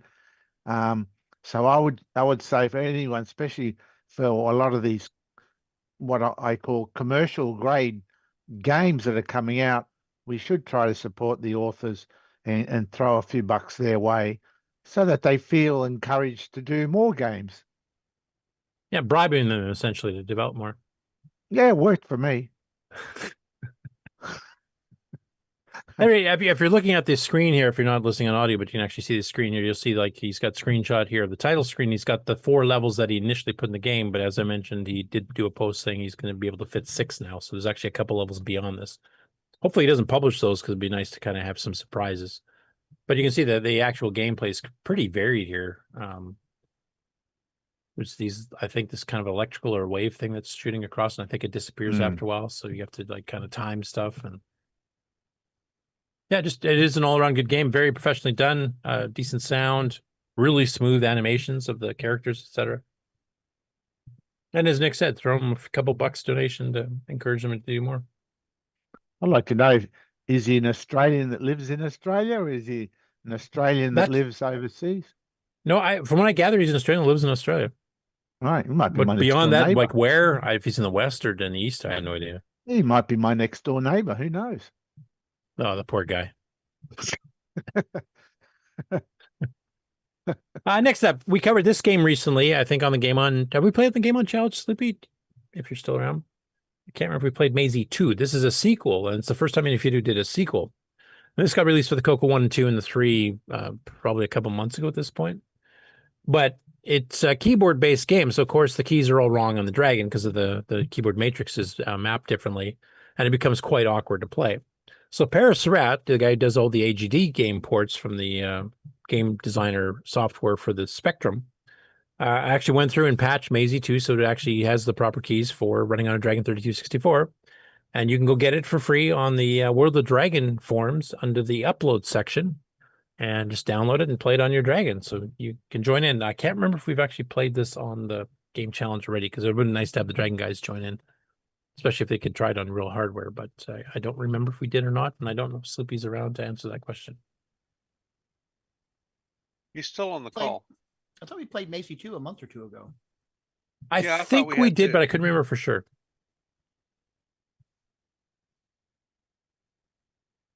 But anyway, it's available if you want to go grab it and add some brand new software to your Dragon library. There you go. There's a picture of the first screen.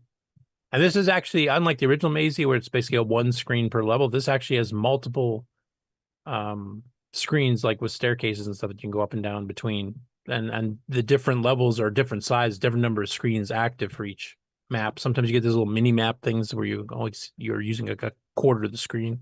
Others are full screen with big gaps and stuff. So it's quite it's similar in gameplay, but there's enough differences that makes it an exciting new game to play. Marlin Lee, who had returned just a few weeks ago after a multi-year hiatus, not doing any Coco gameplay videos, actually has just been catching up like crazy. He's got another 3 this week. The first one's a little bit of a different one for him. So it's the title of the YouTube video is called "A Clone is as Good as a Port." And what he's doing is he's mentioning, like, some people have complained, especially from other platforms, that the Coco never got too many official licensed arcade games, which is absolutely true. We had like Poltergeist, we had Clendathu, we had Puyan, Moon Shuttle, Zaxxon, Frogger. We had a bit more in the Coco 3 era. They did kind of backport stuff like Arkanoid and Robocop and Predator and stuff like that.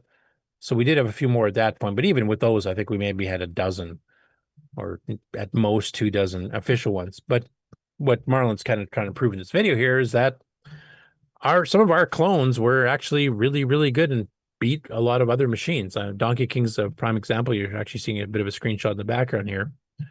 But he goes through and covers a fair number of them. Some of his favorite unofficial, ports of popular arcade games, including like Color Pete and Sailor Man and Donkey King and some others. And there's some pretty good ones in there. I won't play the video there, but it's actually pretty interesting to go through and see which ones were good. After that, he did one on Flying Tigers, which I think was a very recent one on the Game On Challenge. It's Sugar Software did a port of Defender, basically, and it's one of the better Defender clones in the CoCo.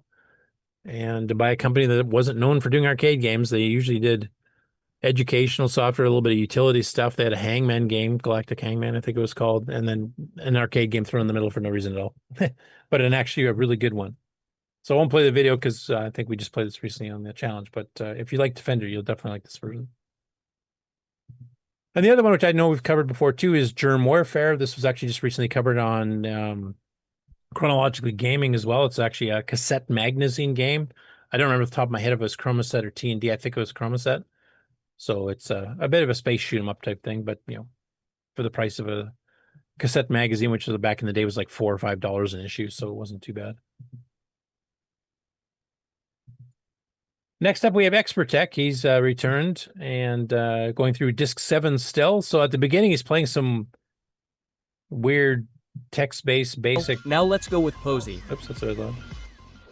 This also seems to be a Went through some sort of like a dice simulation thing, which we'll kind of skip. It's boring. But then he goes and covers Protectors by Atomic Software, which is at first glance a Defender clone, but it's not really. There's enough difference of gameplay that it's kind of its own thing. Level 1, Level 2, Level 1. And of course, he does it on his real Coco 2 with an amber monitor.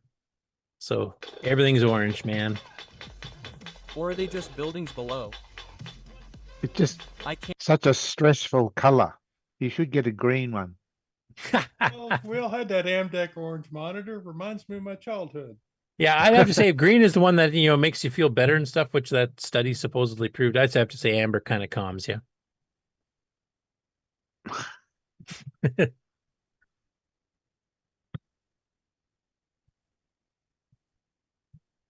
This one was kind of interesting. So there's a YouTube channel called Roy Random Precision Software.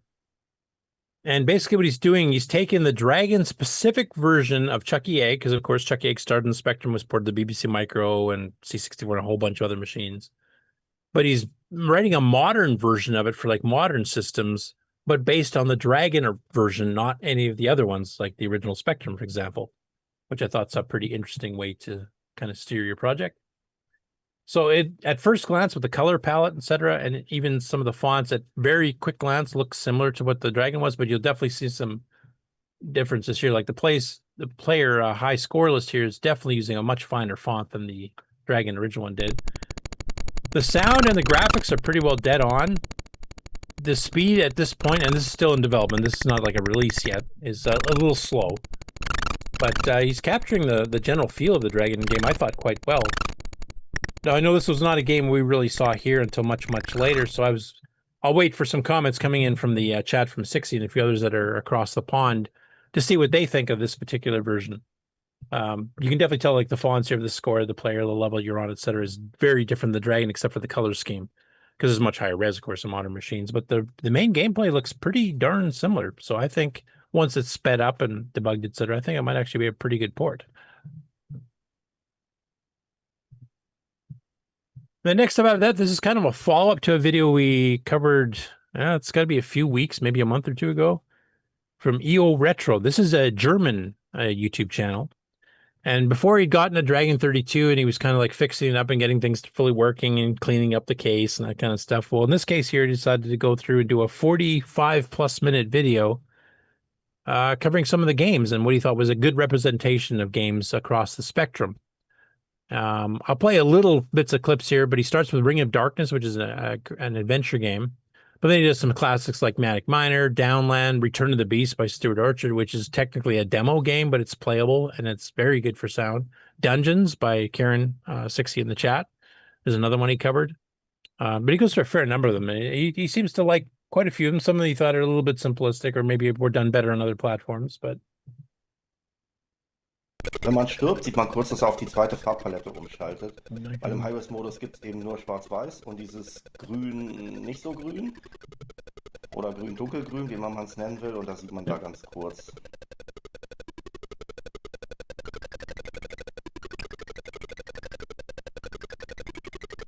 Should have set this up for English translation first, where he started it. Oops.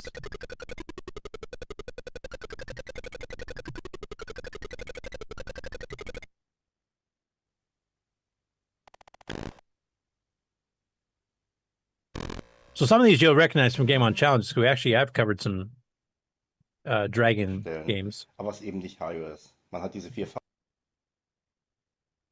Like here's Downline without artifact colors, but actually some of these merged together, they kind of look gray, so it's almost like you're playing a grayscale version. And this is on real hardware too. This is not on an emulator. So, bitteschön, dankeschön. Und man kann nur. But he mentions like Stuart Archer's Return of the Beast mainly because the theme music is incredible on that thing. Hätte beim Hochklettern am Seil und wenn man wenigstens vom Seil wieder nach unten gehen könnte. Vielleicht kann man, aber also mit dem Joystick geht's nicht. Oh, what the heck? Ja, wenn man dann nämlich, so muss man machen, weil sonst fällt man einfach tot runter. Hat man ja vorhin gesehen. Jetzt hänge ich hier wieder dran. Ja, dann will ich darüber springen, da passiert wie dieser Quatsch. Bumm, tot. Dankeschön. Dann lieber das hier, Return of the Beast. Das ist neuer, wie man da sehen kann, von 2014. Yep, I'm going to switch it back again. I don't know what YouTube's doing. Das ist neuer, wie man da sehen kann, von 2014 bis 2017. For those of you who have not played this game, though, this is real music generated on a computer with no sound card and no sound chip.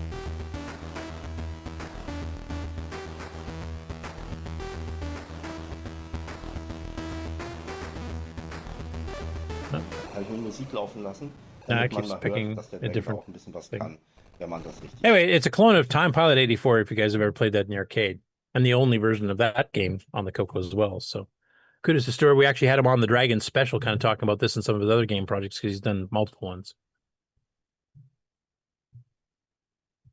Also, we got a response from Sixy here. Interesting choice. I wonder what he does on the later level where the dragon puts seed in weird places. Resolution, I think. Oh, he's talking about the Chuckie Egg.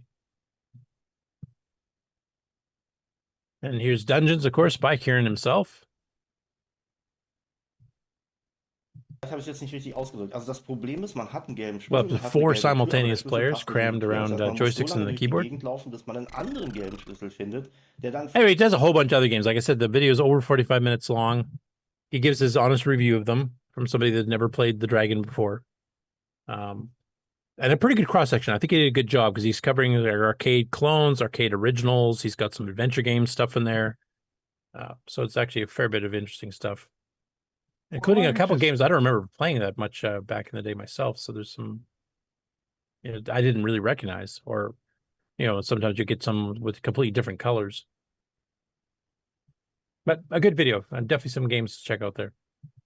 What language is this, do you think? What's that?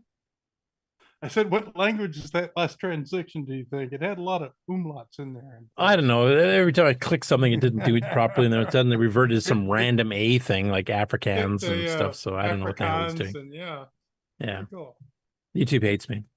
I think we were in Norwegian in the end. Anyway. Could be. Sorry.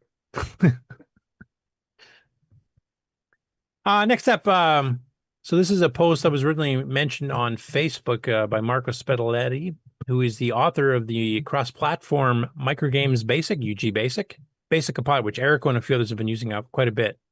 It's one of the two main basic compilers, cross-compilers we've got on the CoCo, or for the CoCo right now.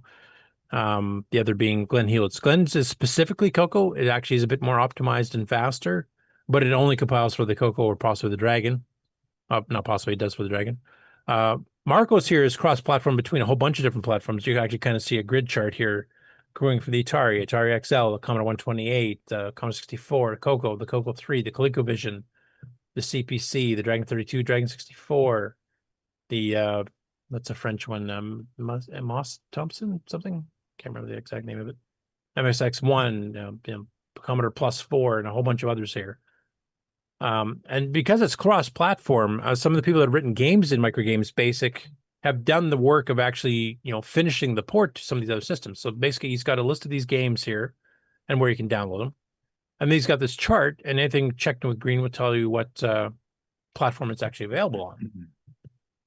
And so you see there's like this Angela game, which is based on a 1965 Bema thing. So a small little game they kind of showed off at a trade show back in the day.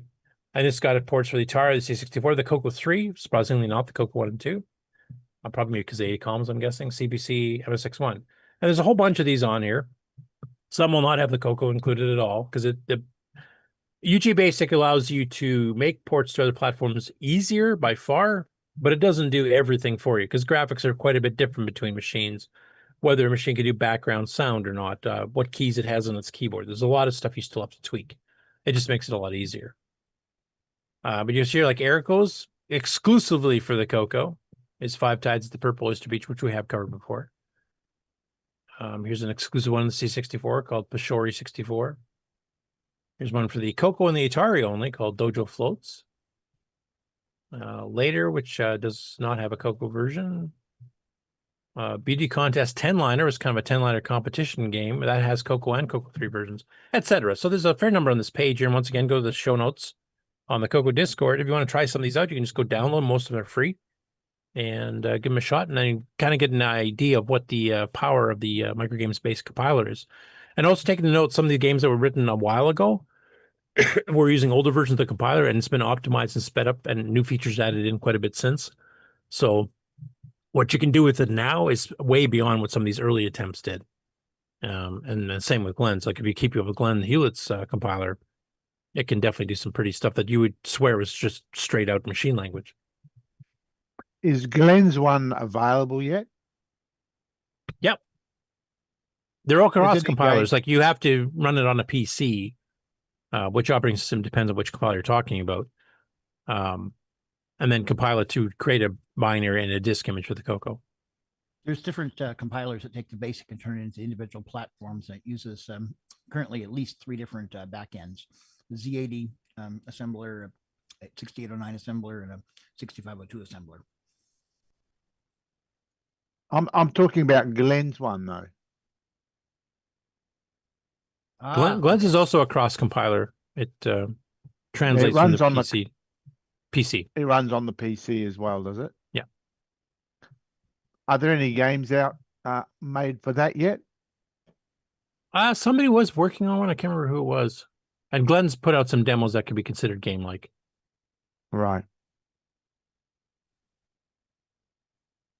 But yeah, Microgames Basic has been around like years longer, so it's obviously got a bit more foothold. Plus the fact that you can do cross-platform, it's big selling point. And this one's a bit of a sneak teaser. So we just talked about Paku Paku, which is based on might have been a Pico game. I can't remember. It's one of those single board computer type things. It got converted to the CoCo and the MC10 by Paul Shoemaker. Well, he's actually put up a teaser screenshot here. He's actually making a CoCo 3 version, but the difference is it's going to be Miss Paku. So it's Miss Pac-Man themed and using 16 color graphics. So the graphics are vastly improved over the CoCo 1 and 2. So same gameplay. You get basically a single corridor, and every time you complete all the dots, you get all the dots replaced, but a randomly placed power pellet. You can wrap left to right, right to left, or crossing over the screen onto the other side, but the ghost can't. So you have to kind of lead it away from the power pellet, and then run and get it quickly before it eats you, type thing. And of course, the ghosts get faster as they go. But just from the first screenshot here, just him kind of designing the graphics for it, it looks pretty good. Looking forward to that. And that's it for the Game On news. One more thing for you. TRS-80 Retro Programming has a little comment in the chat. Okay, let me take a look. Okay, so he's announcing that Tales of Burby, which we covered extensively, his video blogs of the development of the game, is almost ready for release a demo. And I've already mentioned to him that once it is ready, I'll play test it a little bit, and if everything looks okay, I'll be putting it up on my game site up for download so that people can come in and try it out. One of his earlier games is actually already on there. So that candle. That's one he's actually rewritten fairly extensively, because he was originally drawing all the graphic scenes in BASIC every time, which makes your program a little bit shorter because a line statement is a bit less space in your basic program than loading an entire binary screen. But it also gets to be quite slow. But now he's changed it all to be just loads, and now it's nice and quick and snappy going between scenes, etc. And some of the scenes are full screen, some are half screen.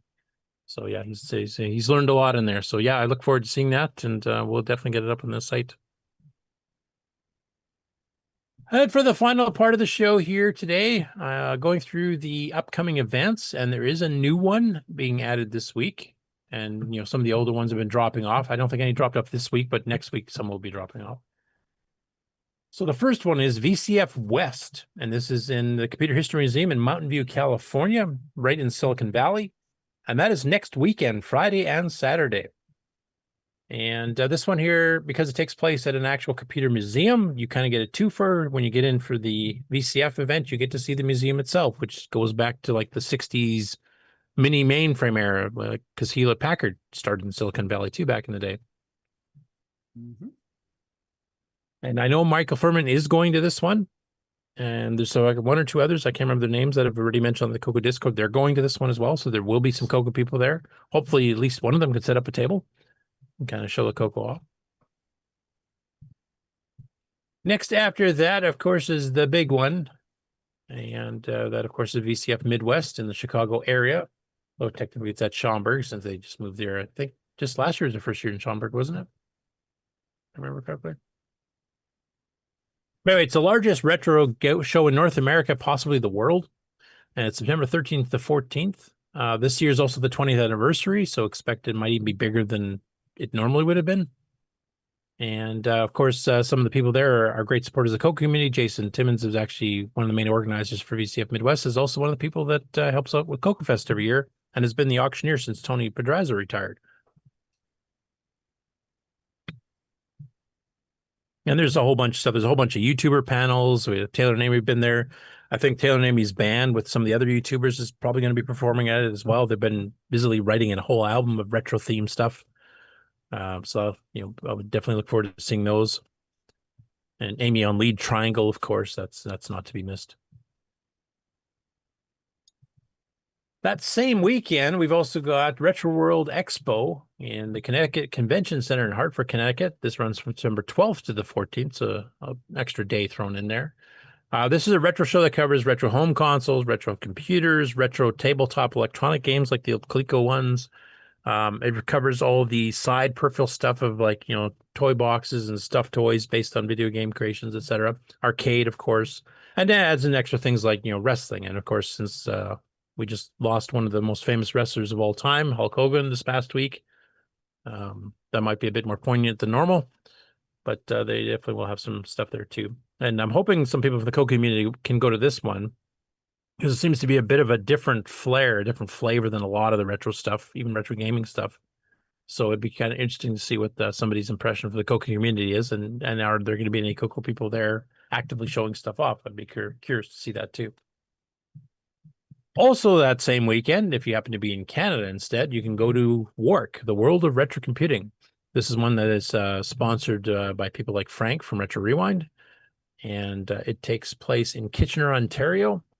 And it runs from September the 13th to the 14th at the Old Goodies department store in Kitchener. And this one here has been running for a few years. I think attendance last year was like 500, so it's actually doing pretty good. This covers all retro computers, etc. And has, you know, vendors selling stuff. It has demos, it has LAN parties, workshops, door prizes, and the admission is free, same as VCF Midwest. Some of the other VCFs do have an admission charge, but VCF Midwest and WARC are two that do not. So won't cost you anything. Next after that is Tandy Assembly, September 26th to the 28th in Springfield, Ohio, the same venue as it was the last few years running, which is the Courtyard by Marriott's Springfield downtown in Springfield, Ohio. If you attended CoCoFEST this past May and you still have your badge, you actually can get in for free. There's normally is a $10 per day fee for all 3 of the days, so $30 total. Kids are free. But if you have been in CoCoFEST, you get in for free. You can save yourself the money. And this, of course, covers all Tandy-related stuff. So this is Tandy Model 100s, Tandy 1000s, the Z80-based machines, the CoCos, the MC10, etc., etc. The Friday On the 26th is the Tech Talk block. So it's a whole bunch of very technical discussion seminars. The main show floor, I don't believe, is open for it, except for vendors to get set up. And if you want to like mingle among vendors and some of the display tables and stuff, that'll be on the Saturday, Sunday, the 27th and 28th. But if you're into like a tech deep dive and a lot of topics, then definitely go check out the Friday one. They're starting to, well, they got a lot of the schedule for the people giving seminars or stuff already up there, but they're also getting some of the exhibitors up there and stuff too. It's being added to all the time. I'm not bothering to cover them too much. I'll throw it in every once in a while here as we get closer. But there's definitely, just click on the parts of the screen here at the very top there to tell you all the different sections, like the speakers, the tech track, what's being involved there, who the exhibitors are, what the schedule for the weekend is, who the sponsors are, etc. So you can get all the information that you need there. Next after that is the Portland Retro Gaming Expo, October 17th, 19th at the Oregon Convention Center in Portland, Oregon. And this is definitely gaming oriented, as you can tell by the title. A lot of game consoles, a lot of arcade stuff, a lot of home computer stuff, a lot of the peripheral stuff like, plushy toys and stuff based on characters. This definitely has had some CoCo representation before. Tim and AJ were down there. They actually had the CoCo running at their booth along with some other machines. I think like the Intellivision stuff that Tim had. And they had a lot of fun, people coming in, interact and play against them type thing. I think they're just attending as, regular people at this time. They're not going to do the whole booth thing, but it's a well-attended show. And I think, Mark, you've been to it as well, Marco. Nope, I haven't made it there yet. Okay. I should, but nope. Okay. So, no, it was the other, it was the VCF affiliated one. You've been there before. Correct. Okay. Were you supposed to be showing the Yeah, I think he was, but he isn't. What? I haven't been screen sharing. I tried. Yeah. Oh, shoot. Ron's Switch trying to windows, butt I didn't in realize. I was going to say something earlier, but Yeah, you then should have I said something earlier. Yeah. Oh. Yeah. I kept flipping around to see if I was getting the wrong feed or something. No, No. You've been watching my Ugly Mug the whole time. I'm so sorry for everybody. You won't need a check track. You'll need like PTSD instead. Everybody was sleeping. Well, at least the audio is actually giving you the details of the show. So I guess it wasn't a complete loss. Right? The podcast listeners had a good time. The rest of us. All right, there you can see that it's a very busy show and has been a very busy show before. So now the new one added this week, and thanks to Erico Monteiro for pointing it out, is Retro SC. This is the retro show in Brazil. And of course, it's all in Portuguese by default. And it's coming up in 111 days, 18 hours, 60 minutes, and 4 seconds as of right now. This has a very large CoCo contingent that come out to it because, of course, Brazil had all the illegal clones, or at least illegal as far as Tandy was concerned. Clones of the CoCo, including like the CP400, the CP402. There's about 5 or 6 others we've covered, the Dynamax, I think it was called, and a bunch of others. So there's a bunch of people, and we've had some of them on the show before. They've sent pictures and videos from this particular show. And it's actually on a tropical island just off the east coast of Brazil. So you can make this into a holiday with a spouse if you wanted to. And you have a pretty good excuse because there's actually a beach not far from the hotel and the exhibition hall they actually hold the thing in, which is really cool. So anyway, they got some details up on the website here. There you can kind of see what the show floor looked like last year. And one of the prominent pictures actually has some CoCos in there playing like Puyan and stuff. So I think some of the organizers happen to be CoCo people, so that's good. Can't go wrong with that. And we're going to try to get Erico and some of the other guys that are involved down there to, if we can time it right, actually go through the floor itself and kind of show a bit live like we've done in the past, see what else they've been adding. If not, we're going to try to get some pictures and some videos that they can record. We'll follow up the following week on. And I'm just going to try to get something here. Oh, I mentioned pinball machines and stuff here too. There's also like peripherals and stuff too as well. Big screen projections. You can actually play head-to-head against other players that are there. And I think this is new this year. I don't remember them having cosplay before, but if you want to, if you're part of the cosplay crowd where you want to, dress up as some of the characters from video games, that's something they've added this year.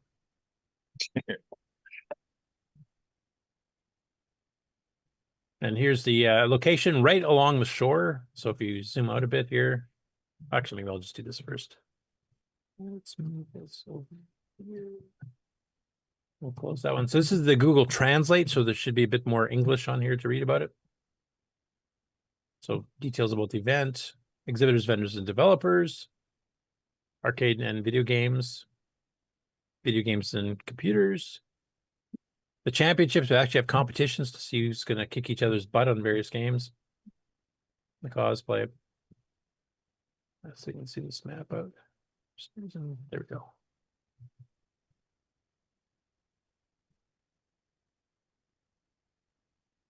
So basically, Florianopolis, I probably am butchering that entirely, is an island. Like there's a connection here, the bridge, but basically it's an island with beaches around it and stuff, and some pretty fancy hotels and coffee shops and stuff. So it's kind of like you get to go to an island paradise and celebrate retro. What more could you ask for, right?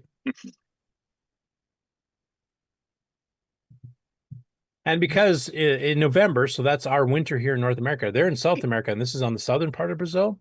So it's their summer.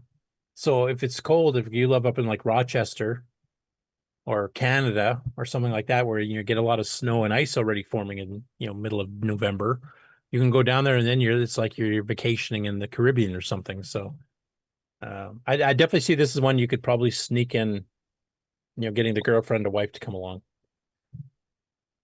Next one after what's that? I said this isn't that.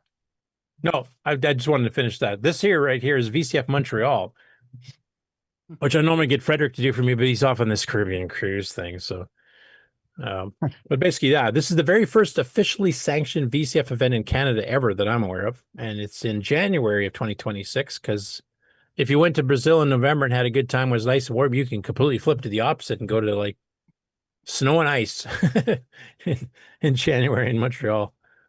So this is taking place at the Royal Military College of, and now I wish Eric Frederick could pronounce it because I butchered it last time, Saint-Jean-sur-Richelieu. I'm totally guessing. Good enough. And this is co-sponsored by Frank of Retro Rewind, just like Work is. Tends to get around anything that's in the Ontario, Quebec region. And I'm looking forward to seeing what happens here. I'm also hoping to convince Sockmaster to come out to it, because it'd be nice to him to meet some of the CoCo community, including new people like Frederick and anybody else that can make it out to it. Because I don't think he's been to a show since PenFest 2000, so it's 25 years since the show. And so that'd be pretty cool if he can make it out to this one, because it's literally right in his backyard. He lives in Montreal. So, and his kid, like he brought his son to PenFest, and his son's got to be like close to 30 years old now, if not over that. So it'd be pretty interesting to see if his son would pop out and participate as well. And then the last one, which they haven't got it officially on the site yet, unless they did it just now. Let me just force a refresh. I don't think I have. But we had Grant on at the very beginning of the show. So if you missed the beginning, Grant has made it official. The next CoCoFEST 2026, and same venue as it was this past few years, is now going to be April 24th and 25th of 2026. And they're going to have starting the bookings for hotels and stuff be coming up fairly soon, but they have signed the contract. The hotel is booked. The rooms for doing the displays and stuff is booked. So that's the official time. So you can actually start planning ahead. And that's all I've got. Sorry for the mess up on not showing the video. We have to think of a theme for the next one. We've had all these various things. Yeah. I want to mention, so I just noticed now that some people had sent me some private messages here in the Zoom to say, you're not sharing the screen. Just pipe up and say that if I'm doing that, because I'm usually reading my script stuff and I don't have time to look at the chat or even notice that there's anything there. So I'm sorry. Feel free to interrupt if I'm being a moron, is basically what I'm trying to say. That'd be endless interruptions. I know. Right? That's why we have 5-hour shows normally. This one is actually a little bit under 3, I think. Yeah, we're at 2 hours 55. Yeah, for the first time in a long time, my wife asked me, "What do you guys think of to talk about?" I said, "A Brazilian holiday." Tell her that. You can watch. You have to watch. You have to watch. That's about it. Too long to tell you. Yeah, because Erico, he actually described it to me in a very brief term because he wants to get some of us down because none of us guys have come down to Brazil for the show here. But let me see what he said to me in Discord. His nice little quote was a good quote to try to convince the other half. Let me find it here if I can. He's talked to a lot of people. Wow, they're still up there. So that house across the street that got hit by lightning a few months back, they're finally putting a new roof on it today. Yep. They started at 6 o'clock this morning. They're still at it, and my thermometer says 101. Ouch. Wow. They must be getting paid well. That's like getting started here in the morning. But they were at it before sunup. How many Our more do day you have starts at scheduled? 90. Right.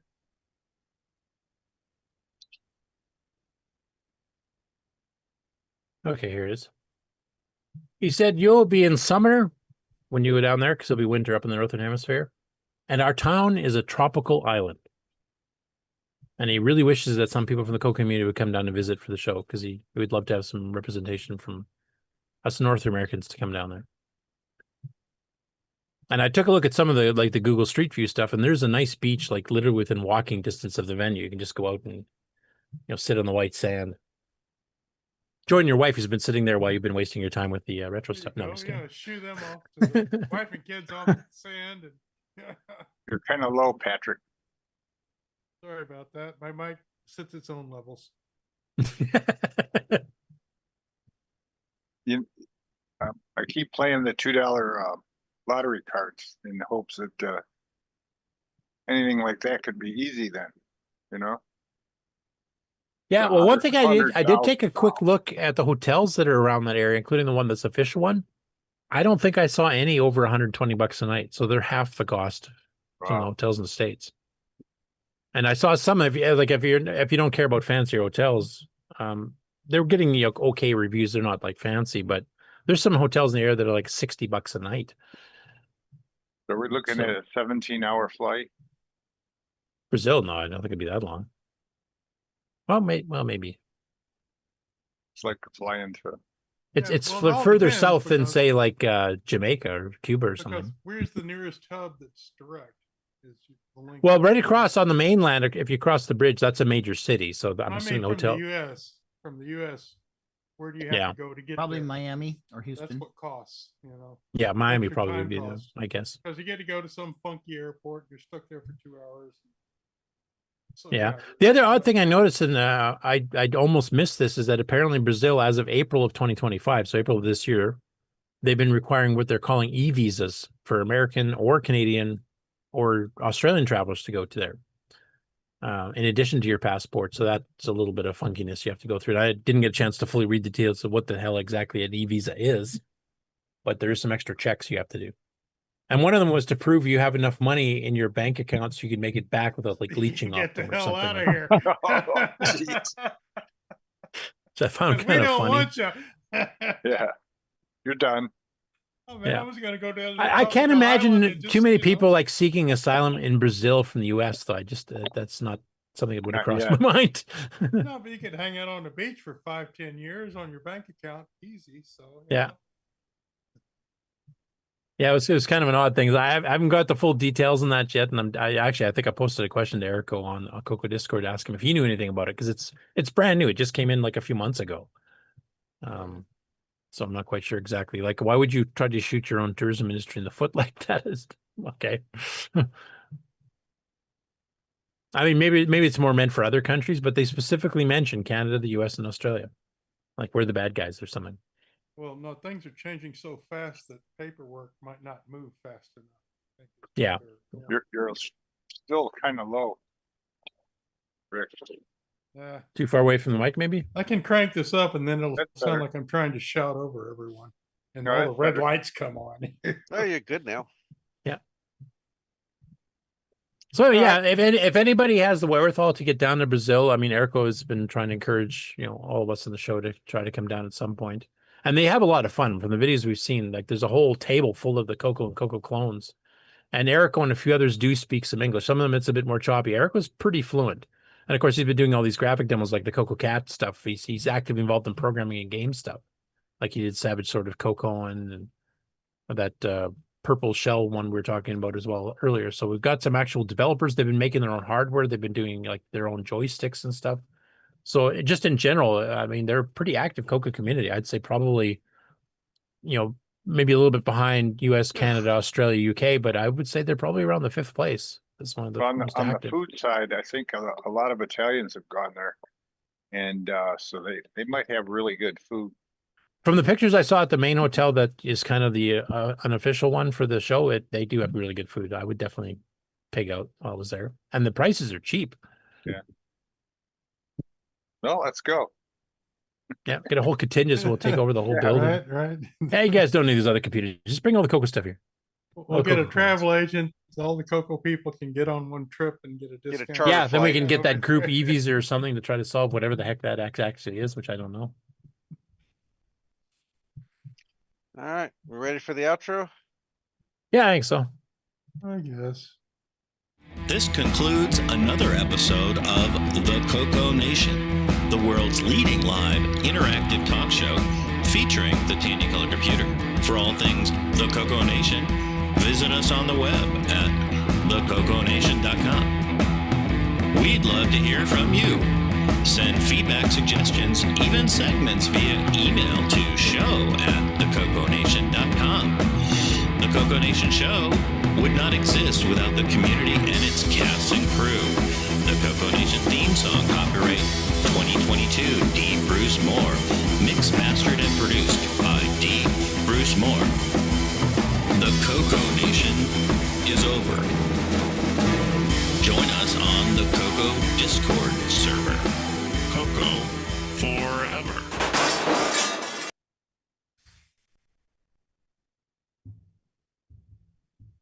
Okay. Hey, look at that. We just hit 100 messages on Restream. Woohoo! The stream Just continues. about hit the 3-hour uninterrupted. mark. Yep. Alrighty. Well, until next week, same bat time at the same bat channel. Sounds good. Alrighty. See you later. Bye, Don't forget everybody. Thursday on Discord. Sayonara. Oh yeah. Yep, Game On Challenge. So with the new game being Spy Hunter, a brand new release from June of this year. And actually a quite good game. So if you guys are a fan of the original arcade, or some of the official ports that were on some of the other machines, I definitely would recommend checking it out. Okay. Bye.